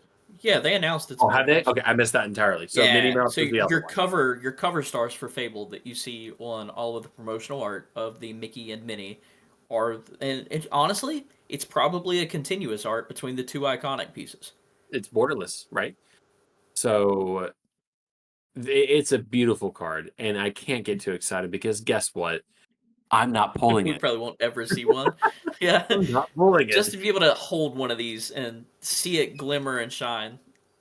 Yeah, it reminds me almost like the DLC Mickey Brave Little Tailors. I love the gold cards that they give to the top cuts and whatnot. So, 2 things with this, because I don't want to over-rotate on this because, again, it's just a thing. But one is, let's analyze the card here. We got a 3-drop Inkable. We have 2 strength, 2 willpower, so kind of on the lower end here. Brave Little Prince, Floodborn, Hero Prince, Ruby card. So they also said, and they actually had one of these in the live stream where they were like holding it and they were actually covering up the ability and whatnot, and it's blurred out here. So we don't know what this ability is, but obviously it's something that they don't want shared until we get close to the Fabled, or will they even share what the ability? I don't know, but any guesses as to what the ability might be? Because I'm going to assume that this is going to be a card of a lower rarity, but this is going to have an iconic. If I was to guess, 3-cost Floodborn blows me away a little bit. Like, that's a cheap Floodborn. I know we have Aladdin, who's a Floodborn, and a lot of those cheap Floodborns, they have different ways to shift, whether it's like discard an item or discard a character. So I'm interested to see what the actual shift mechanic is. But if I was to guess the ability, I would say that it has something to do with interplay between characters named Minnie Mouse. Those are your 2 iconic pieces. You see the kiss marks all over Mickey. He is a prince. I think we will also get a Princess Minnie, and that the 2 cards will play off of one another in some way. That's fair. And not to go like CGI detective here, but you know how in some cards they say just like shift or bodyguard and that's it? I think the text in this ability is white. And if we kind of look to the left here, and like I kind of see like 3 rows of text here, like one at the very top, one in the middle is a little shorter, and then like at the very bottom there's a longer piece. It looks like they're kind of doing something similar. Like I can see where this white text is. It says shift or whatever other ability there is. So, yeah, I would agree with you with that. I think about how many 1-drop Mickey Mouses we have to shift upon to as well. Not a whole lot. Like we got the Steel Food Fighter from Shimmering Skies, but not thinking about, not sure of any others here. How many But in Ruby? in Ruby, Because if this is a Ruby, yeah, if this is a Ruby card, then it would be safe to say that you would have a 1-drop Ruby Mickey soon to come probably as well. Fabled. Yeah, probably in Fabled. So, iconic rarity. Probably going. I'm going to go on a prediction here and say that this is. I know that some cards have been very sought after in the community. The original Gen Con D23 release cards, the Elsa Spirit of Winter from the first chapter is the iconic enchanted card. I am going to go on record and say that these two cards are probably going to be two of the most expensive cards that we have in a Lorcana. If there is just two being printed and it's harder to find than an enchanted card, this is easily going to be a couple $100 card at minimum, if I were to guess. Now, will that be the case for iconic cards in future sets? I don't know, but considering it's the first iconic cards, I have a very good gut feeling these are probably going to be some of the most valuable cards that we have in regular play that you can open up in packs. I say like 500 minimum. Yeah, that's what I'm thinking. It is. Please grade it if you get it. Like just please grade it. Or don't have John send it off because you'll randomly get a PSA 7 on a random big corner or whatever. But let me ask you this: did we need new to kind of round out this topic? Did we need new rarities? Like I think from a collector perspective, I love it, but did we need new rarities? What any closing thoughts on this topic before we move on? Yes, because there's already been a lot of debate within the community with set rotation of, okay, well, if set rotation is happening and we're only going to get so much use out of these cards now, then why am I spending money on these cards? Why am I buying so much? There's already a lot of people that are cutting back or talking about either leaving the game or not buying as much anymore. But with two new rarities, especially iconic, which are now going to be more rare than enchanteds, it's a way to encourage collectors to still buy product. Yep. And a way for Ravensburger to continue to make money and grow this game. Yep. I can only think like I can't get too excited because I want this card and I want people to buy, but like the amount of hype if somebody pulls this at like a sealed event, and it's gonna happen. Somebody's gonna pull this at a sealed event. Somewhere on planet Earth, somebody's gonna pull this in a sealed event, their launch event. And if it's gonna be me, like I'm gonna have to be restrained because I'll be on the freaking table. Like, yeah, like I'll just. Oh, that's not gonna happen. We've seen you open an enchanted during sets before. If you open this, I like you'll be on the floor. I will be on the floor. No, Matt will open it and just play it in his deck, and he'll never say a word, and you'll just be playing against him and be like, "Did you just pull that enchanted?" Yeah. What is that? Yeah. So, for our listeners and viewers, we have a regular at League. Their name is Matt, and if he listens, then he's gonna be like, "Oh no, here we go again." But Matt is the person where he will pull a enchanted card during a launch event, put it into his deck and play with it and not tell anybody until you play the card. You're like, you pulled that. So it's so he's so Joe Cool about everything he does. What's the chill guy meme? Like just a chill guy. No, I love it. So there's the two new rarities in Fabled, epic and iconic. Something else coming in Fabled here. Again, we're making our way downtown in our list here because we do have some set 10 news, but confirmed coming inside Fabled as well is going to be none other than the Goofy movie, which perfectly coincides with the 30th anniversary of the film. I know we talked about this in the last episode, but the Goofy movie crew is coming to Lorcana. I cannot wait to see what mechanics we get with Powerline and the art and whatnot. I'm thinking about all the scenes from the movie that they can make a card out of. Like, will we see all the songs? All the songs? Absolutely. Like, those are like I was literally listening to it on the way to play Lorcana today, And I just think, like, can we see Goofy and Max dual ink on a car in a cavern on floating? Like, just stuff like that. Like, I'm excited. Again, we don't know anything about the Goofy movie. We don't know about any cards or anything like that. So we'll have to stay tuned for card reveals for Fabled, but another great franchise coming to Lorcana. Expected? Wait, say what? Sorry, expected, like, did you guys expect did we expect Powerline or the Goofy movie to be there? I did. It just made sense to me with it being the anniversary year. Yeah, it's inevitable. Really? See that right? It is, but I thought it would come much later on. Whenever they started advertising Fabled, and we see what are now the iconic cards, and with the story that's been building, I thought that they would lean more into older franchises. Fair. And that doesn't seem to be the direction they're going. So story-wise, I'm like, okay, what is going on in the world of Lorcana? Because whenever we talked about Fable first in last or 2 episodes ago, I think you even were like, we could see Fable tapping into old Disney franchises and whatnot. So no, that's a good. Granted, 30 years is a long time, but like we're talking older than 30. I don't know. Interesting. I'm interested to see where the story goes with this because it's definitely twisting a different direction than I thought it was.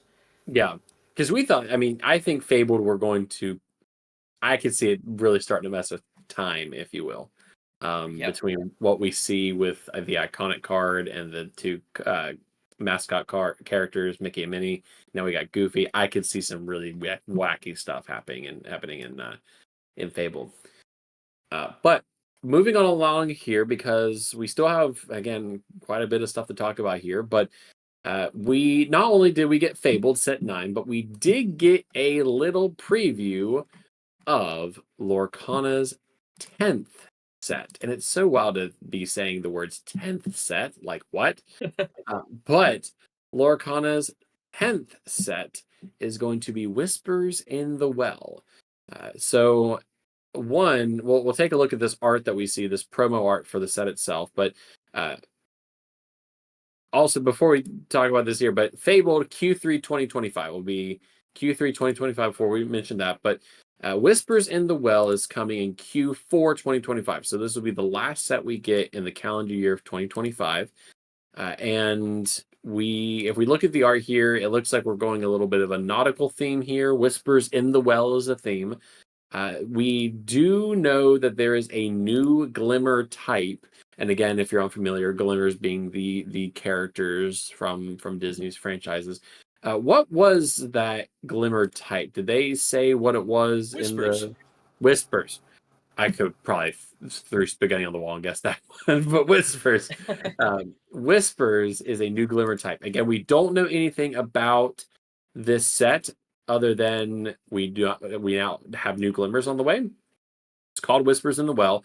Looking at this, we have Mickey in this awesome like steampunk outfit. That was the first thing I noticed. I was like, what a boss. He's like treading this Floodborne version of Detective Mickey.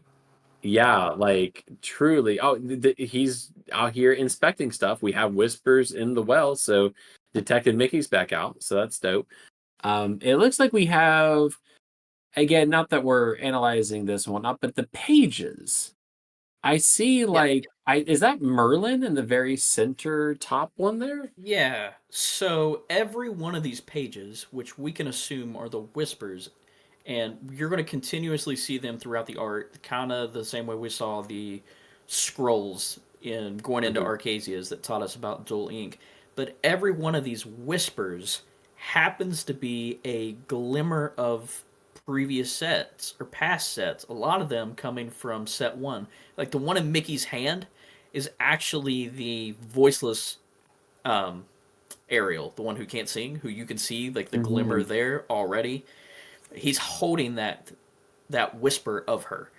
It's almost like you said, referencing back to time. It's like all of these whispers are whispers of the past, something that's happened in the past in some way. But yeah, you have Merlin, I believe that below Merlin is the Sapphire Robin Hood Robin Hood. Archer. There's quite a few other ones on here. Is that Genie. Scar to the far Yeah, right? all the way to the right is Scar. Yeah, so all of these are previous glimmers that we've had in the past. So maybe this time dilution that we're playing with, instead of Floodborn characters, if you keep up with the story, you know that most glimmers have to be formed using a story star. But with a new type of glimmer, maybe these ones are brought to us from the past. You no longer need a story star to create them, but you just need a whisper of them, a hint of them that they existed somewhere in the past or in a different time. And you see Venturo in the back there to the right. It's the only Illumineer who we see here. And then, not to spoil what you're going to talk about next, but if you look over to the left, all the way back in the distance, there might be something there. Oh yeah. There is a ominous looking gargoyle in the very far left. So they did confirm that gargoyles and Black Cauldron coming to Whispers in the Well. I believe that was announced at D23. They just didn't say what set it was going to be. Yeah, Black Cauldron was announced at D23. They said that it was going to be released in 2025. We put a post up about this not too long ago, asking, hey, when do you guys think we'll see the Black Cauldron? Do you think it will be in Reign of Jafar or a fourth set coming in Q4? And now we know the answer to that. It's the Q4 set, right around time for spooky season too. I love that, coming out around October. We got Black Cauldron, we got Gargoyles. Be a fun time. It's going to be a lot of fun. So that is what we know about set 10, Whispers in the Well, again coming in Q4 2025. It's going to be a fun one to round out the year with, especially because again, I'm going to make the prediction that we are going to see time start to get twisted a little bit between Fabled and Whispers in the Well. We don't know what, but just looking at the theming of Fabled, looking at these whispers, we have Whispers in the Well here, the pages. I don't know what specifically, but I'm going to go on record and say that we're going to have some weird time mechanic or something like that with previous cards, playing cards. I don't know, but this makes hold on to all of those thoughts, because in our next podcast episode, we will actually be taking the time to predict everything that happens going forward in Reign of Jafar and forward. Oh yeah, well, we'll save it. And here I'm getting excited. Dylan's like, "Shut up, Preston." Yeah, what? Sorry. Save the content. We're cooking some stuff in the background if you can. Well, Dylan's really spearheading it, so thank you, Dylan. But we're cooking some stuff in the background. But anyway, I will be quiet before I ram. I'm a certified yapper, okay? So we'll keep it going. But so not only that, but communication has been a theme, right? And how we haven't had a whole lot, but whenever Greg did the panic live stream and telling people not to book travel to Disney World because Worlds was closed, they said that communication was a big part of the next chapter. And we got a little insight as to what that might be, right, Dylan? Yeah, so for starters, they have been doing weekly lorecasts now. They're back. Imagine that. And then that's all happening on their Twitch. And not only is the Twitch broadcast happening, but whenever it's over, there's actual video on demand of it that they're uploading to their YouTube channel now, which is huge compared to what they were doing before, because it was so difficult to find these videos once they uploaded them or posted them anywhere. And the other thing they're doing are a bunch of different narrative live stages on their Discord. And if you have not joined Lorcana's Discord, it's a great place to go and join. You can keep up with all the reveals, all the news of which creators are going to be revealing cards, any kind of announcements that, hey, tomorrow we're going live, reminders of when the Lorecasts are. But these are supposed to be weekly, and for now they will be, and they'll be taking place every Thursday at 1 p.m. Eastern. Great time. But just some couple of stuff that came out of the last one that I thought was really neat that we don't really have here, and not a lot of people know about this yet. But we talked about those illusion characters. There's actually 2 illusion characters that have not been revealed yet in card form, and that is a illusion Aladdin and an illusion Jasmine. And the art that they pulled up, because they did show off some cards and revealed some cards during this, but a lot of it was like actual hands-on sketchbook art of like their theory art of what concept designs of different things that they were coming up with. And I know Rebecca was on there during that time, and she was like, "Man, we need an art book of this." Her and Lorcana Villain, they were like, "Yeah, we really need one of those." We've been talking about comic book forever. Anything like that would be great, but it was really cool seeing some of the actual concept art that these designers were coming up with. But so still has not been revealed, but do be on the lookout for the Illusion Jasmine and Illusion Aladdin. And then another thing is, again, it kind of leaked. It popped up in the app, but there are some new tags that got added to the game in the form of, I think Obstacle may have been one, and Colossus was the other. And out of all the reveals, we really haven't seen any of those yet. And I think that those are going to be different tags that we see within the Palace Heist game itself. And I know we have a photo of Palace Heist and everything that it came with. It's a box. It's in a box. Not only is it in a box, but the board itself is cardboard. It's not just a paper map now. There's so much. I mean, it's really, really cool that they took in the feedback from the community and they listened. They figured out what was wrong. We don't have to worry about opening it and then shoving it in a trove somewhere. We actually have a box to keep it in. Them being a board game puzzle company at first, like, that is what they are. They know the importance of being able to take something like this, put it up on a shelf, bring it down, play with it when you want, pack it back up, put it on a shelf and display it. And we have that now. Because where's your Deep Trouble currently setting in? Yeah, I don't know. Probably in like a Ziploc bag. Like I genuinely don't know. I think it's Mine's in a Ziploc bag. Mine's in a Trove. It's just folded Yeah, up in the Trove. yeah, it's like Ursula's. I had 2 Ursula's Troves, and I just stuck it in a Trove. I was going one to of print them's out just for that. Yeah, one of them's just for that. I found 3D files to print out a box for it, but I just never got around to doing it. My sister-in-law got me a 3D printed one for Christmas last year for Deep Trouble, so it's currently sitting there. But no, we know that this is going to play different than Deep Trouble. It will. Very different. Very excited for that. Yeah. One of the cool things that they introduced were these new types of glimmers that are mechanical glimmers that I don't think we'll actually see them in Reign of Jafar, but maybe it'll just be in this Palace Heist. But they are these 4 giant mechanical beasts, and they showed the art of one being a giant scorpion. Don't hold me accountable on this one, because I don't want to say that it's in Reign of Jafar, but I know for a fact, to an extent, that it is in Palace Heist. And it kind of reminds me of, if you've ever played, I don't know if you ever played Legend of Zelda, but the Breath of the Wild and Legend of Zelda, there were the 4 giant beasts. It's almost as if you have in this. And I think that they didn't actually come out and say the word, but that Colossus tag that got introduced will probably have to do with these 4 giant beasts. Clever. No, I can see that.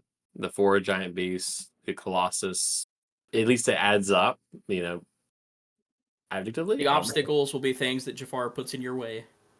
Because we've been training for in a obstacle course or training grounds in Archazia's island. So, maybe Jafar has twisted that potentially. One thing maybe some of the littlest under the radar news that not a lot of people really know this yet or have talked about it are there once again are no locations in this set. Right. So they will return. They did announce that it will return later on in Fabled.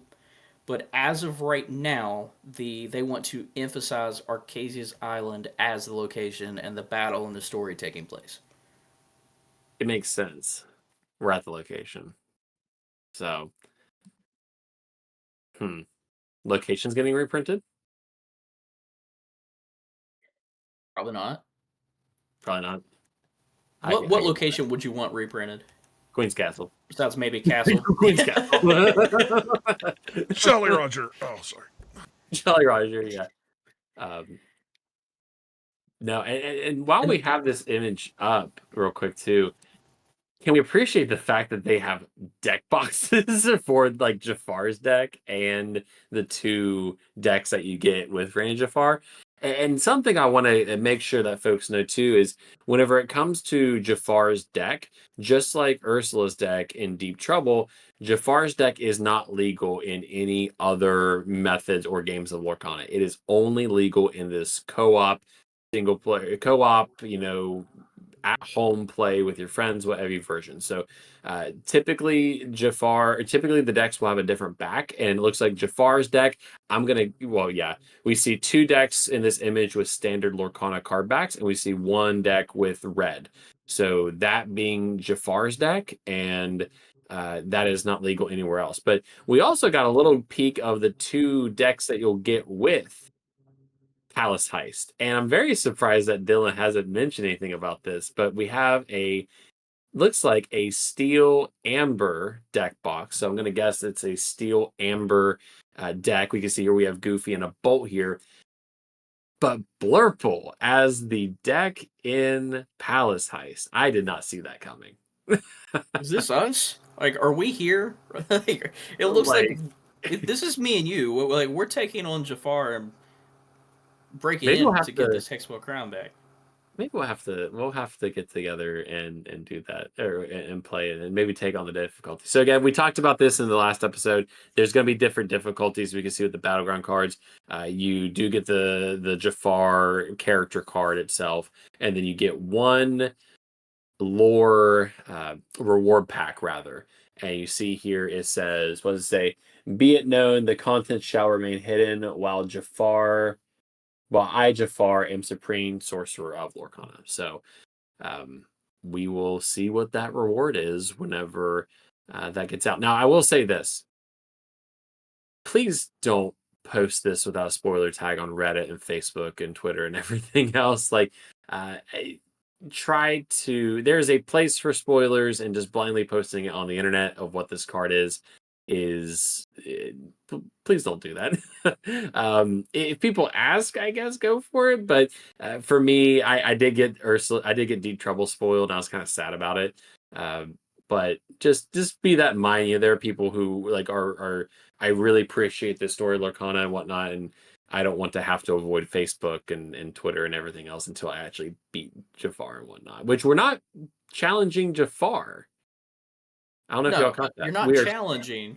Yeah. You are just breaking into the palace and taking the crown back, which is interesting because you can see the actual crown there as a card, the Hexwell crown. So it's safe to say that no matter what the prize card is not the Hexwell crown. So I just zoomed in, and I don't mean to derail us, but I just totally realized we have high definition pictures of these things. But one of the things that they mentioned in the live stream on May 6th was that we are going to be tossing the crown back and forth. And the Reforged crown is going to be like that card that Jafar will have whenever he starts play. And just like Ursula and her staff, was it? Some staff or something? The trident something. But the Reforged crown says at the start of somebody's turn, whoever has this item gains 2 lore. Interesting. And it says, if this item would leave play for any reason, Jafar steals it. I can't see what that last word is. Jafar steals it back or something like that. I don't know. It says, while Jafar has this item, he can't lose the game if he has the item. Wow. I don't know. See, I mean, you really do have to steal it from him. Yeah, so we actually do have to steal it from him. I wish I could zoom in a little bit further, but yeah, so it looks like this like hot potato with a crown. So let me ask you this. So so it seems like we're not necessarily teaming up to take back the crown, but it seems like we're trying to win with the crown. Maybe? I don't know. I don't know. Maybe I'm reading too much into it. Potentially. We'll have to see. But they have announced that it is a cooperative game. Like, this is their cooperative game. That is true. And let's see here. Now, what's interesting as well is on the playmat here as well, we got 40 lore too, which is wow. So that's bad. Anyway, not to derail us, but I was sitting there, I was like, can I zoom into that card? And I was like, I sure can. So anyway, no, sorry. I didn't mean to derail us there, but I'm excited for this product.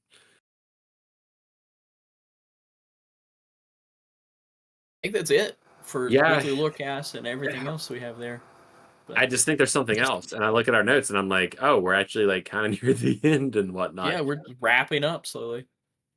It is Trove contents. It's wild. What'd you say, John? Sorry, Trove contents. Yeah, we got the Trove contents. Yes, let's talk about the Trove. Hold on, Trove.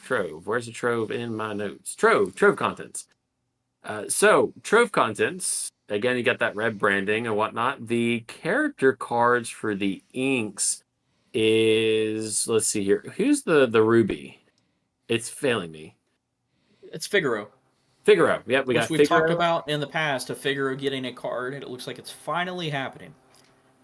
Figaro getting all of these cards have been revealed so far. You can find them on the internet as of right now, except for 2. So you have Fred in Emerald, the Wardrobe, who people are saying is going to be the new Hiram replacement in Sapphire.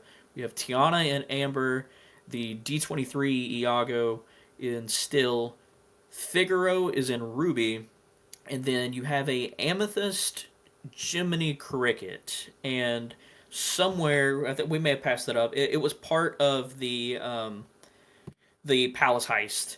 It was one of the cards. You can also see it. I think it's already on the Lorcana app, but it is of Pinocchio, and it's as if he is doing all Ocean's 11, and he's diving in from above, trying to like not touch the lasers or whatever, and his strings, where he's a puppet, is holding him up.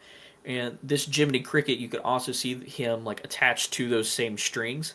So don't know if that'll be a continuous art, but that's definitely the story being told between those 2 cards. I like that. No, I like that a lot. So I'm something to look forward to too. But also the dice. Listen, I wouldn't buy the Troves if it wasn't for the dice. Like, let's be honest. Like, I like orange. So I like the fact that we got this orange and red. The lore counter being the Jafar art that we're gonna have on the promo card for the set championships. And then we also get the packs as well. So we get a total of 8 packs, and that includes the Minnie Mouse Defender that we talked about. We got Jafar himself, and we do have a Rapunzel inside that red box here. So it's like I go pick up my booster box, I buy a pack. I buy a Trove. I'm a simple man. Like it is what it is. So nice contents, nice. It's a good way to keep your contents organized and whatnot. Unfortunately, I don't use the ink separators because that's just not how I organize my cards. So I married a librarian, and I'll leave it at that. I think the last thing there is the fact that we have lore cards again. They are back for the second set in a row. Yep. So Dylan, let's explore that. So I would imagine it's going to be a flip book, but what do we know so far off the one that's been revealed? So I think there's been 3 revealed, actually. We have one photo right now that actually shows card number 3. We do know that it's going to be 2 different puzzle pieces again, or 2 different puzzles all together. And then I think yesterday during the narrative live stage that they had on Discord, I don't think you can ever get those. Like the live stages, they don't post anywhere else. But I do know that Rebecca Quest was part of it, and she did re-upload it to her YouTube. It's like an hour long if anybody wants to check it out. Lorcana Villa did. They showed off, but they showed cards 1, 2, and 3, and essentially it is Jafar telling the story this time, partly, rather than Archazia telling the story. Or I guess it's still the Illumineers. But that wave of sand that we see, that we talked about early in this episode, you see the beginning of that sand come through. But then, like, one of the craziest pieces is this card number 3 that they've been showing off everywhere. that we'll read it real quick, but it says while waiting for Martin to return with Archazia, Shanze and Venturo watched as the island was overtaken by forceful magic and remade into something dry and barren with marble and gold buildings of garnish oblique. How would we say that word? Opulence. What am I saying? So, and then we see that same thing. We see it happen in the Enchanted from Archazia's Island with Jafar slowly putting the illusion up over top of it. This is so wrong, said Shanze. Moments later, Martin returned, breathless and clutching Archazia's Inkcaster, which we knew was the hidden Inkcaster. He leaned over the magical staff, panting and scrubbing sand from his eyes. She's gone! So, once again, Martin goes and messes everything up. He causes the flood, and now he's lost Archazia. Okay, I did not read the. I knew that the lore card was released. I didn't read it until Dylan reading it. I am gutted. Like we spent all that time. We spent all that time trying to find this island just for Jafar to come in and. Now, here's the thing. I follow the mindset of if the death wasn't on screen, it never happened. Like, is she gone as in unalived, for lack of better words? Or is she gone as in lost? Did she get lost in the sand? Is she gone in the sand? I don't know. But, I cannot wait to... did they say how many of these we're going to get? They did not, but I would... From what I understand, they didn't. But it's 2 different puzzles again. There'll be the 3x3s, I'm sure. Is that what we got last time was 3x3? Yeah. It'll probably be 20 cards again. It'll be 20 cards. And something for us to watch is that 20th card to see what happens there. Because we also said in the past that 20th card looked very interesting and different than the rest. And it didn't fit into the puzzle pieces. And that we thought that it can be a continuous puzzle throughout multiple sets. So we get to see if that actually happens or not. Maybe. I mean, maybe there'll be 2 pieces that we can't connect yet. Maybe. But let's be real. Archazia's like played a Gandalf. She just went off. She'll come back as like Archazia the White or something. We'll have this like big awful event, and then like Archazia's gonna be like, "Hey, remember me from like 15 months ago?" Yeah, come back just to. Oh, you guys defeated Jafar. Cool. Cool. Thanks. No, I love. I'm still sad that we do not get the story trailers, the animated story trailers anymore. But the lore cards are a reasonable alternative, and the fact that we're going to be having these weekly lore casts, and they were talking about the story and whatnot in Discord. I miss it, but I think the lore cards have been able to allow them to tell a story. But I would really love to see just something animated one day, like this, like a compilation, or like for the 10th set of Lorcana, well, I guess Fabled would be, but like something that encapsulates the story so far. That's a cheap Disney Plus TV show. Put it on Disney Plus. Yeah, that'd be fitting. That'd be fitting, but. Not to disrail you, but there's another picture in the folder you guys hadn't talked about that they talked about. Let's see here. I'm gonna Dylan take this one. Yep. How dangerous of us to like not talk about this. I get it. Well, I guess it's not really said what set this is actually going to be in, but they did announce Goofy and Black Cauldron for Fabled, Gargoyles. Well, no, Goofy for Fabled, Gargoyles and Black Cauldron for Whispers in the Well. And now we also know that we will have Darkwing Duck. TBD in what set it'll be in. It'll probably be in the beginning of 2026, I would presume. Mm-hmm. Whatever that Q1 set will be. So it's cool that they're continuing this collaboration with the 2 Disney characters. I mean, we got like Goof Troop, we've had Chip and Dale Rescue Rangers, we've had Tailspin. Now we're getting like Darkwing Duck. Interesting to see where they go next. I am too. And actually, admittedly, I have not seen Darkwing Duck, so I might have to watch this and catch up on this leading up to it. So John, y'all can't see John, but John's like literally almost like dropped his beer. He's not drinking beer, but if he had a beer, he'd be dropping it.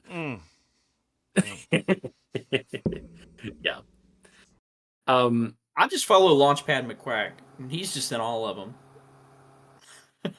Just all of them. Anyway,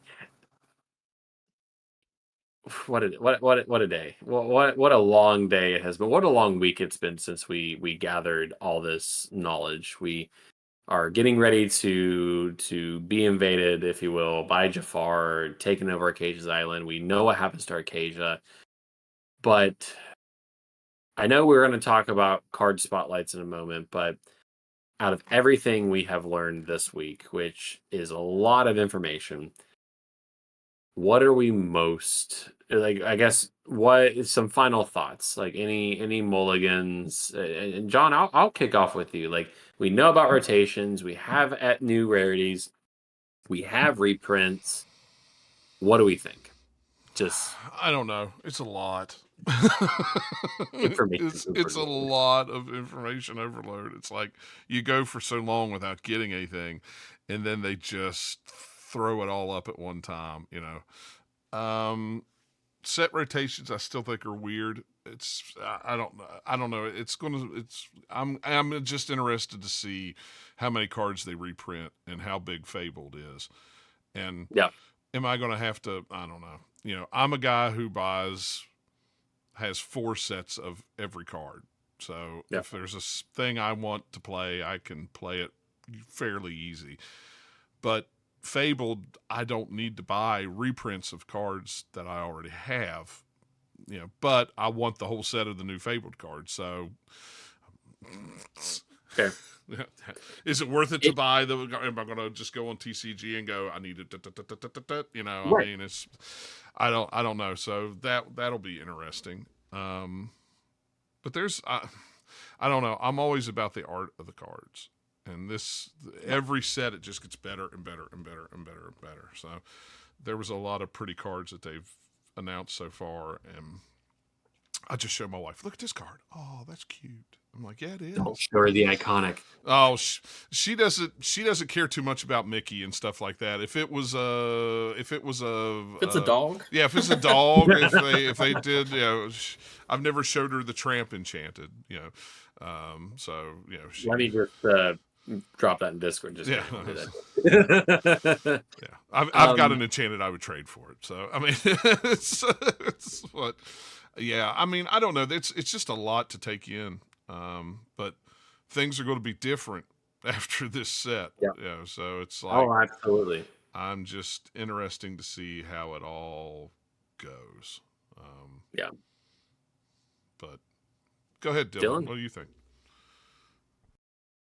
Just a couple of things, but I want to start with what you said about the art. I mean, the art is absolutely amazing in this game, and they've continued to talk about it over the past couple of weeks, and I've talked about it for months from the beginning of this, but the way that the story is told throughout the art, I'm curious to see how that happens going forward.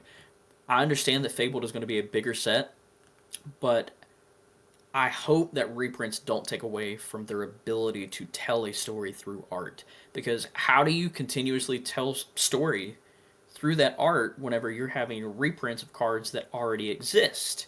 Unless you have alternative art for them. That's the only way I can really think of.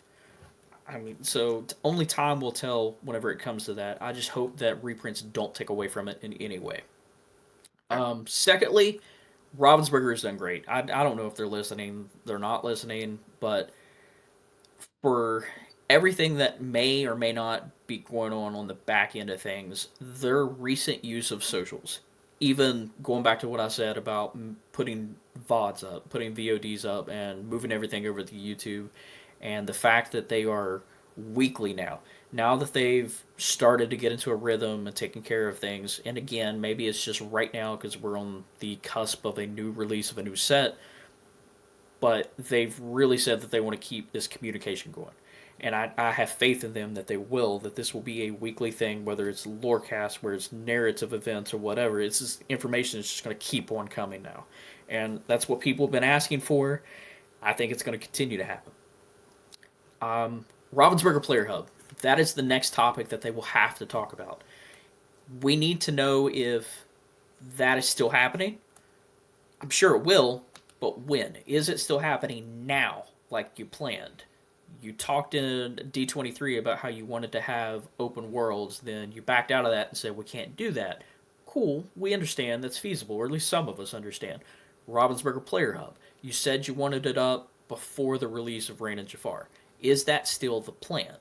If so, then I'm sure that has to be commuted on the back end to LGSs and get everything up and running. Players are then going to have to go in, crash your servers again. Everybody will have to create accounts, and do know that it's going to be a pain, all the players who are listening. I know we gripe about Melee or whatever other source you use, but the first time that we're all using this for sets or for sealed events or whatever, this is going to be a pain. They are not ready to handle this, or at least I don't think they are. Well, only time will tell. And lastly, they have recently got into the Asian market over in China.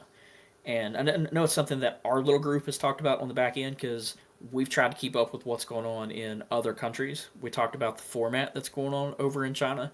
But the big question is, with set rotation, how do you catch the rest of the world up and get everybody on a path to where the next worlds, not just the one where the US and Australia and European countries are going to participate in, but in 2026 or after season 2 of Lorcana, how can you get it and get everybody on the same path to where Worlds actually includes the entire world?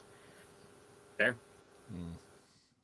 Well, and you were talking about the site, the new app thing.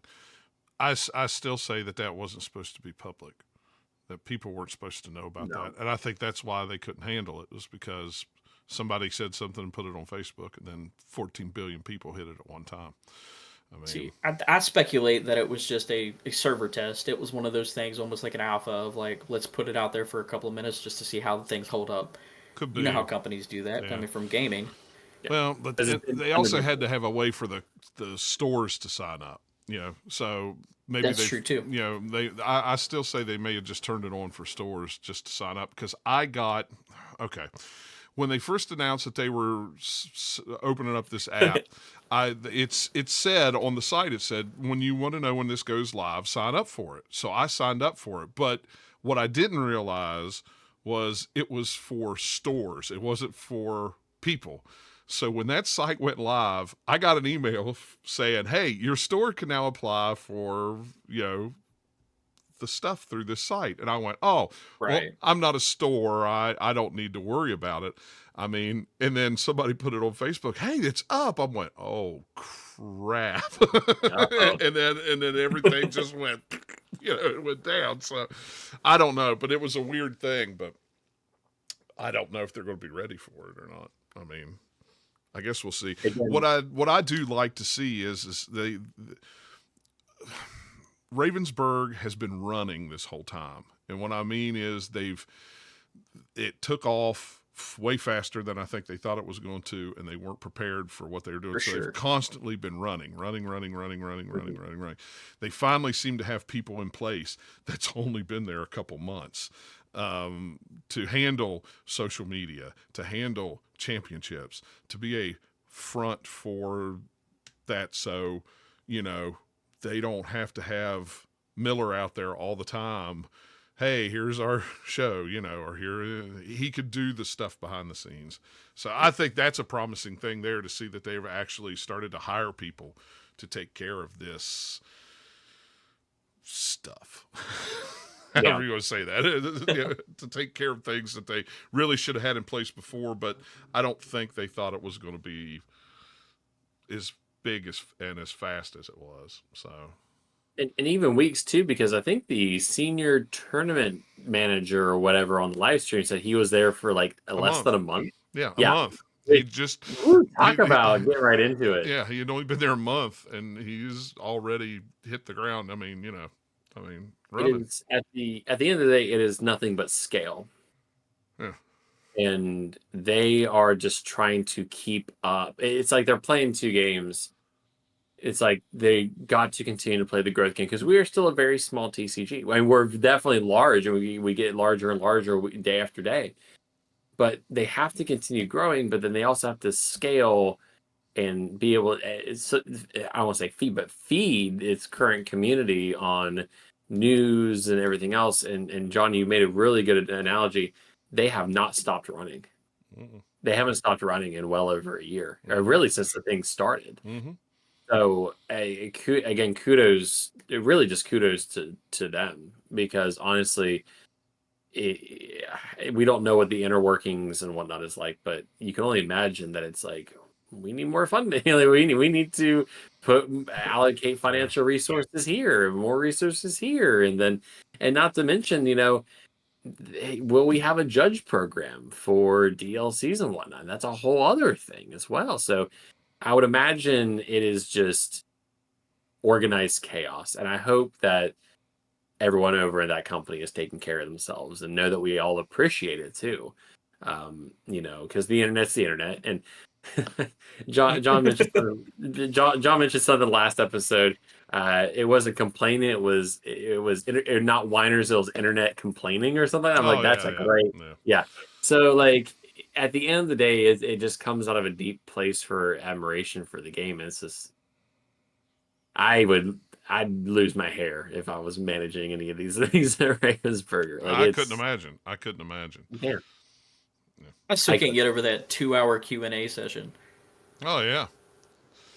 I mean, they only got 20 minutes into Q questions. Bless Steve Warner's soul. yeah. That's a lot. That's a lot of information to process all at once. Well, and I guess that's why they've started doing the weekly thing. And I'm glad they're putting it up on YouTube or from Twitch. I actually had a subscription to a different channel who literally put every stream that they had, capped it, and put it on their YouTube page because Ravensburger wasn't doing it. And then they weren't archiving it on Twitch. So if you didn't watch it live, oh well, you're just out of luck. It was gone. Yeah, it was gone. It was like, all you got to do is hit save. That's all you had to do is just hit save. So. No, my only thing, and I would keep it short, is I'm excited, but with set rotations, I just wonder if they're not doing too much at once because dropping 4 sets is quite a lot. So that's the only thing. And I always think about the new player. I always think about the family who goes to Disney World. They go to Disney Springs.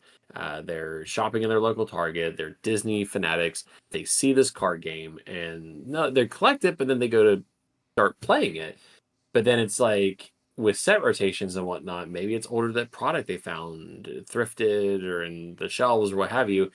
I just think set rotations, definitely raises that barrier of entry from like the easiest at level 1 to like maybe like a level 2 on like a scale of 10 or something. Like, because right now, in theory, you could go buy a starter deck and show up at a DLC. Like, you just yeah, you could. But that's the thing too. We did not talk about that. But as much as we have been saying, yippee, Ravensburger, we appreciate everything you're doing now, something that wasn't discussed is how long has this been in the pipeline? And if you actually look, there are so many new players coming into this game. If somebody came up to you yesterday, and when I say yesterday, I'm saying like the 5th, the day before this, before it was like officially announced, you didn't see any leaks or anything, and they asked you, hey, I want to get a starter deck. What's the best starter deck that I can go get? What would you tell them? I mean, probably the Rise of the Floodborn one. I like Floodborn, yeah. I mean, right? But now it's pointless. I have a couple of friends who I've been playing with at work who went and got a couple of starter decks. And then this was announced, and they were like, whoa, wait a minute, we can't play with half of our cards. Mm-hmm. So if you look at the starter decks, the first chapter was just the first chapter. But every deck or starter deck after that included cards from previous sets, all the way up until Ursula's. And then after Ursula's, something changed. As soon as Set 5 came out, that Set 5 starter deck only included Set 5 cards. It did not include any cards from previous sets from 1 to 4. It only included Set 5, and that's it. And then everything going forward only included cards from Set 5 forward. The single player decks or the starter decks, whenever they made that change, quit including sets 1 through 4. So it's as if they knew that they were already had set rotation in mind. Nobody's talked about this, and I don't understand why. I didn't even notice that about the starter decks. But I quit buying they're starter so, decks, so I didn't know. yeah, but us as a community, when new players come in and they want to get started, that's something that they always ask us is, hey, which starter deck should I get? My answer from that day, from today, is completely different because now I feel terrible for telling people about, yeah, you should get this one or you should start with this one or, hey, these are some really cards that you should go and get that would help your deck or improve your deck because you're not even going to be able to play with them anymore. Yeah. And the communication aspect, that could have been better if that truly was part of the plan. And I get you didn't have somebody there in place yet. And I'm glad they're going ahead and announcing it now and letting us know that when 13 comes out, the next 4 are going to be gone too. Because looking at those starter decks, this was something that was planned all along. Yeah. And I think it goes back, it raises that barrier of entry. And I'm always thinking about the new player. And I think it does. It raises that barrier of entry from what would be the easiest, no barriers, to maybe a level 2 out of 10. It's now no longer like, oh, they find a Rise of the Floodborn starter deck on the shelves and they want to start playing Lorcana. Because I'm sure inventory is floating around like crazy. I think about the Inklings packs we got at Costco. Oh, yeah. And there's inventory floating around with that.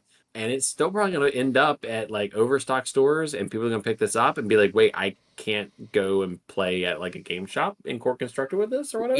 Even the Lilo gift set, whenever the Lilo gift set came out, it was such a big deal because it had all of these packs from previous sets.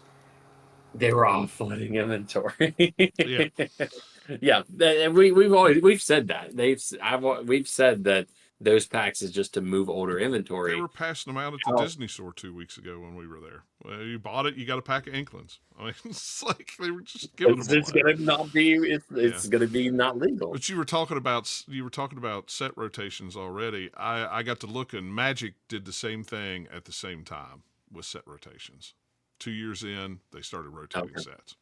So, as far as I know, it's always 2 years in, except for Flesh and Blood. I don't think they've ever done rotation, is my understanding from what I've dug. What little bit of internet research I've done. Just by Googling. Again, first time TCG players here. Yeah, don't take my word for it. But before we head out and wrap this one up, again, we can't go over every card that has been released or announced, and half of them are still being released today, tomorrow, the day after. We're going to do a roundtable, spotlight one card. We've gone long. We always go long, but we've gone long. We're going to spotlight one card. So, Preston, what's your one card? Well, I think I'll keep my yapping to a minimum because it's Blurple again. But in Reign of Jafar, we are getting Into the Unknown, the iconic song from Frozen, a Blurple song, 3-cost inkable, and put chosen exerted character into their player's inkwell face down and exerted. So it's basically a cheaper Let It Go. And I'm excited for this one. I had no idea this card existed until literally we were about to hit record. And Dylan was like, "Hey, have you seen that?" Like, I picked a card for my initial pick. And he's like, "Have you seen Into the Unknown?" I'm like, "No." And then I literally like stood up from a desk in excitement. So Into the Unknown, Blurple is my brainchild. I will continue to play Blurple for as long as I can. Yeah, it's a cheaper Let It Go. The only thing though is in Blurple right now, the Blurple that I am playing is we skip turn 3. So I don't know, mixed thoughts, because ideally I like to play Genie on turn 4. So maybe if I miss that ramp, I can still play Crab or something, sing it, maybe even have Genie sing it. But Blurple's been playing around with this whole exerting mechanic type thing with Anna and Elsa and whatnot. So I think this is going to be a let it go replacement in Blurple decks potentially, but that 3 slot's a little crowded. We like to skip turn 3 and go like ramp and hit 4 ink on turn 3, but I don't know. Initially, I like it. It's probably going to be one of the better Blurple cards we got between Archazias and this set. So that's my take. I'm Blurpled out for the day, but that's Blurple will Blurple. But Dylan, yours. Yeah, so we chose the 8-cost inkable Sing Together, Nothing We Won't Do. It is a song from Brother Bear. And Sing Together, since they've been introduced, have kind of been, I don't want to say they've been slept on, but they've been underutilized, underplayed. And they've really came out with, I think A Pirate's Life has been a big one that DKP has really been started playing. And I think the next big one that we're going to see is this one here. I think it's universal. It can be played in that Ruby Sapphire deck. It could be played in a Ketchup Mustard deck with some singers. I really see it in a Ruby Steel deck. Like, for sure. Cards with things like the Robin Hood, Calhoun, Mushu, Super Goof, stuff like that. So it's a Sing Together 8. Ready all of your characters. For the rest of this turn, they do not take damage from challenges and can't quest. Okay, so you can have all of your characters essentially team up to sing the song. They immediately get to ready. They can challenge. They're not going to take any damage. So not only are you producing board control, but then if you have in that Ruby Steel any of those secondary cards that are getting benefits from challenging, getting the extra lore, whether it be, like, again, the Robin Hood, the Calhoun, or anybody like that, or you're at Thebes, the Faju, do believe, Super Goof, any of that, you keep your characters alive, or even if you can turn around and you can quest your characters, and then have a couple of your other characters sing to ready everybody back up. So you technically don't even have to do the challenge. It's just another way to ready your characters as well. Yep, ready them back up. So, I mean, that's a lot that no damage takes place, too. I mean, that's wild. You said Ruby Steel, right? So, I mean, anything there. Ruby Steel. Anything Ruby, yeah. Ruby Amber with singers, so, I mean, less characters to sing this song. I mean, you get a 6-cost singer and a Cinderella out. Yeah. Easily. John, how about you? Mine. We got one in here for you, John. Yeah, I was going to say I don't know who picked it, but it would be the one I picked anyway. Yeah, I figured. Yeah, I thought it John was. picked it. No, but... I didn't pick it. I hadn't picked one yet, but it is the Perdita, the 6-cost 4/6 shift 4. When you play this character, you may put all your puppy characters from your discard into your inkwell face down and exerted. Yeah. Yeah. That's a lot of ramp. Yeah, that's a lot of ramp immediately, and I love the art. I really do. That art is really cool with her wearing the coat with the which symbol is that? I can't even see the amber. I think that's the amber symbol on there. Yeah. And those puppies better be careful, though. There's broken glass everywhere. Yeah, I know there is broken glass everywhere. You can look at the look on her face, like, but yeah, this will immediately go into the puppy deck.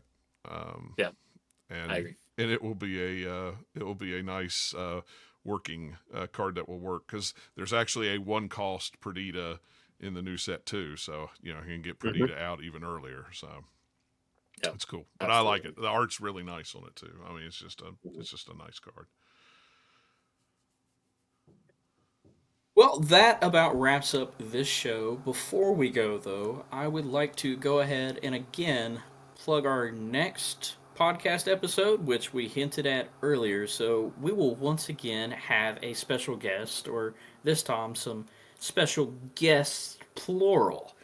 Because we will be teaming up with the guys over at Lorcana Heat. Maybe you're familiar with them, maybe you're not. They're a couple of rad dudes who our fellow Illumineers that embody this ideology that of play with your cards, play with all of your cards.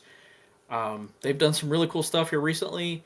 I know that during set championships, they've had this really cool thing called Create a Meta Star, where they take a underutilized card that doesn't get a lot of spotlight and they build an entire deck around it. That is like their mascot character for their deck that they are playing during set championships. And they'll be on to talk a little about that, how their set championships went, how they will go in the future, along with some other really cool tournaments that they've put together, such as the tag team tournament that just concluded and some other things that they have going on in the future. They're really similar to us. You got one guy who absolutely loves Blurple, and you got another guy who really likes the casual deck building and the lores. I mean, they're literally kind of our brothers out there without even knowing it. But the moment I saw these guys and I saw their content, I knew that I wanted to try to get them on there because they are so similar to us and like-minded. And I think now is subconsciously the perfect time to do it. And none of us really knew that set rotations were coming the way that they did. But this idea of play with your cards, I think it's the perfect time to get together and talk about that, because Infinity does exist. But there are so many other fun formats that as a community we could get together, whether it's in our home, online, or wherever, to find other ways to play with our cards. And I'm sure they're listening, or I hope they're listening. If not, we'll tag them in this, we'll get them on there, and we should be recording, I believe, on close to the 24th. You guys might not get to see that until the 25th, but it should be a really, really fun episode. So look forward to that. And the biggest thing to come out of that is we will be fantasy booking the battle between the Illumineers, us as Illumineers, and Jafar. All the glimmers that are involved, how the battle takes place, how we go into Palace Heist and steal back the crown. And Preston can bring his time shenanigans theory into that. Yeah. And we'll see how that goes. We'll have a little round table there. If you got any questions, feel free to email your questions or thoughts to podcast@theinkTable.com. You can always leave us a voicemail at voicelon.app/theinkTable. You can easily find all of our socials by checking out our link tree, The Ink Table. You can follow Preston on his YouTube @Preston McNair for more Lorcana content. And if you're listening, wherever you're listening, whether it's YouTube, Spotify, Apple, anywhere you listen to your podcast, be sure to leave us a review. It really, really helps us out. And leave a comment, leave a like, follow, subscribe. And thanks, as always, for joining us at the Ink Table. See y'all soon. Bye, guys.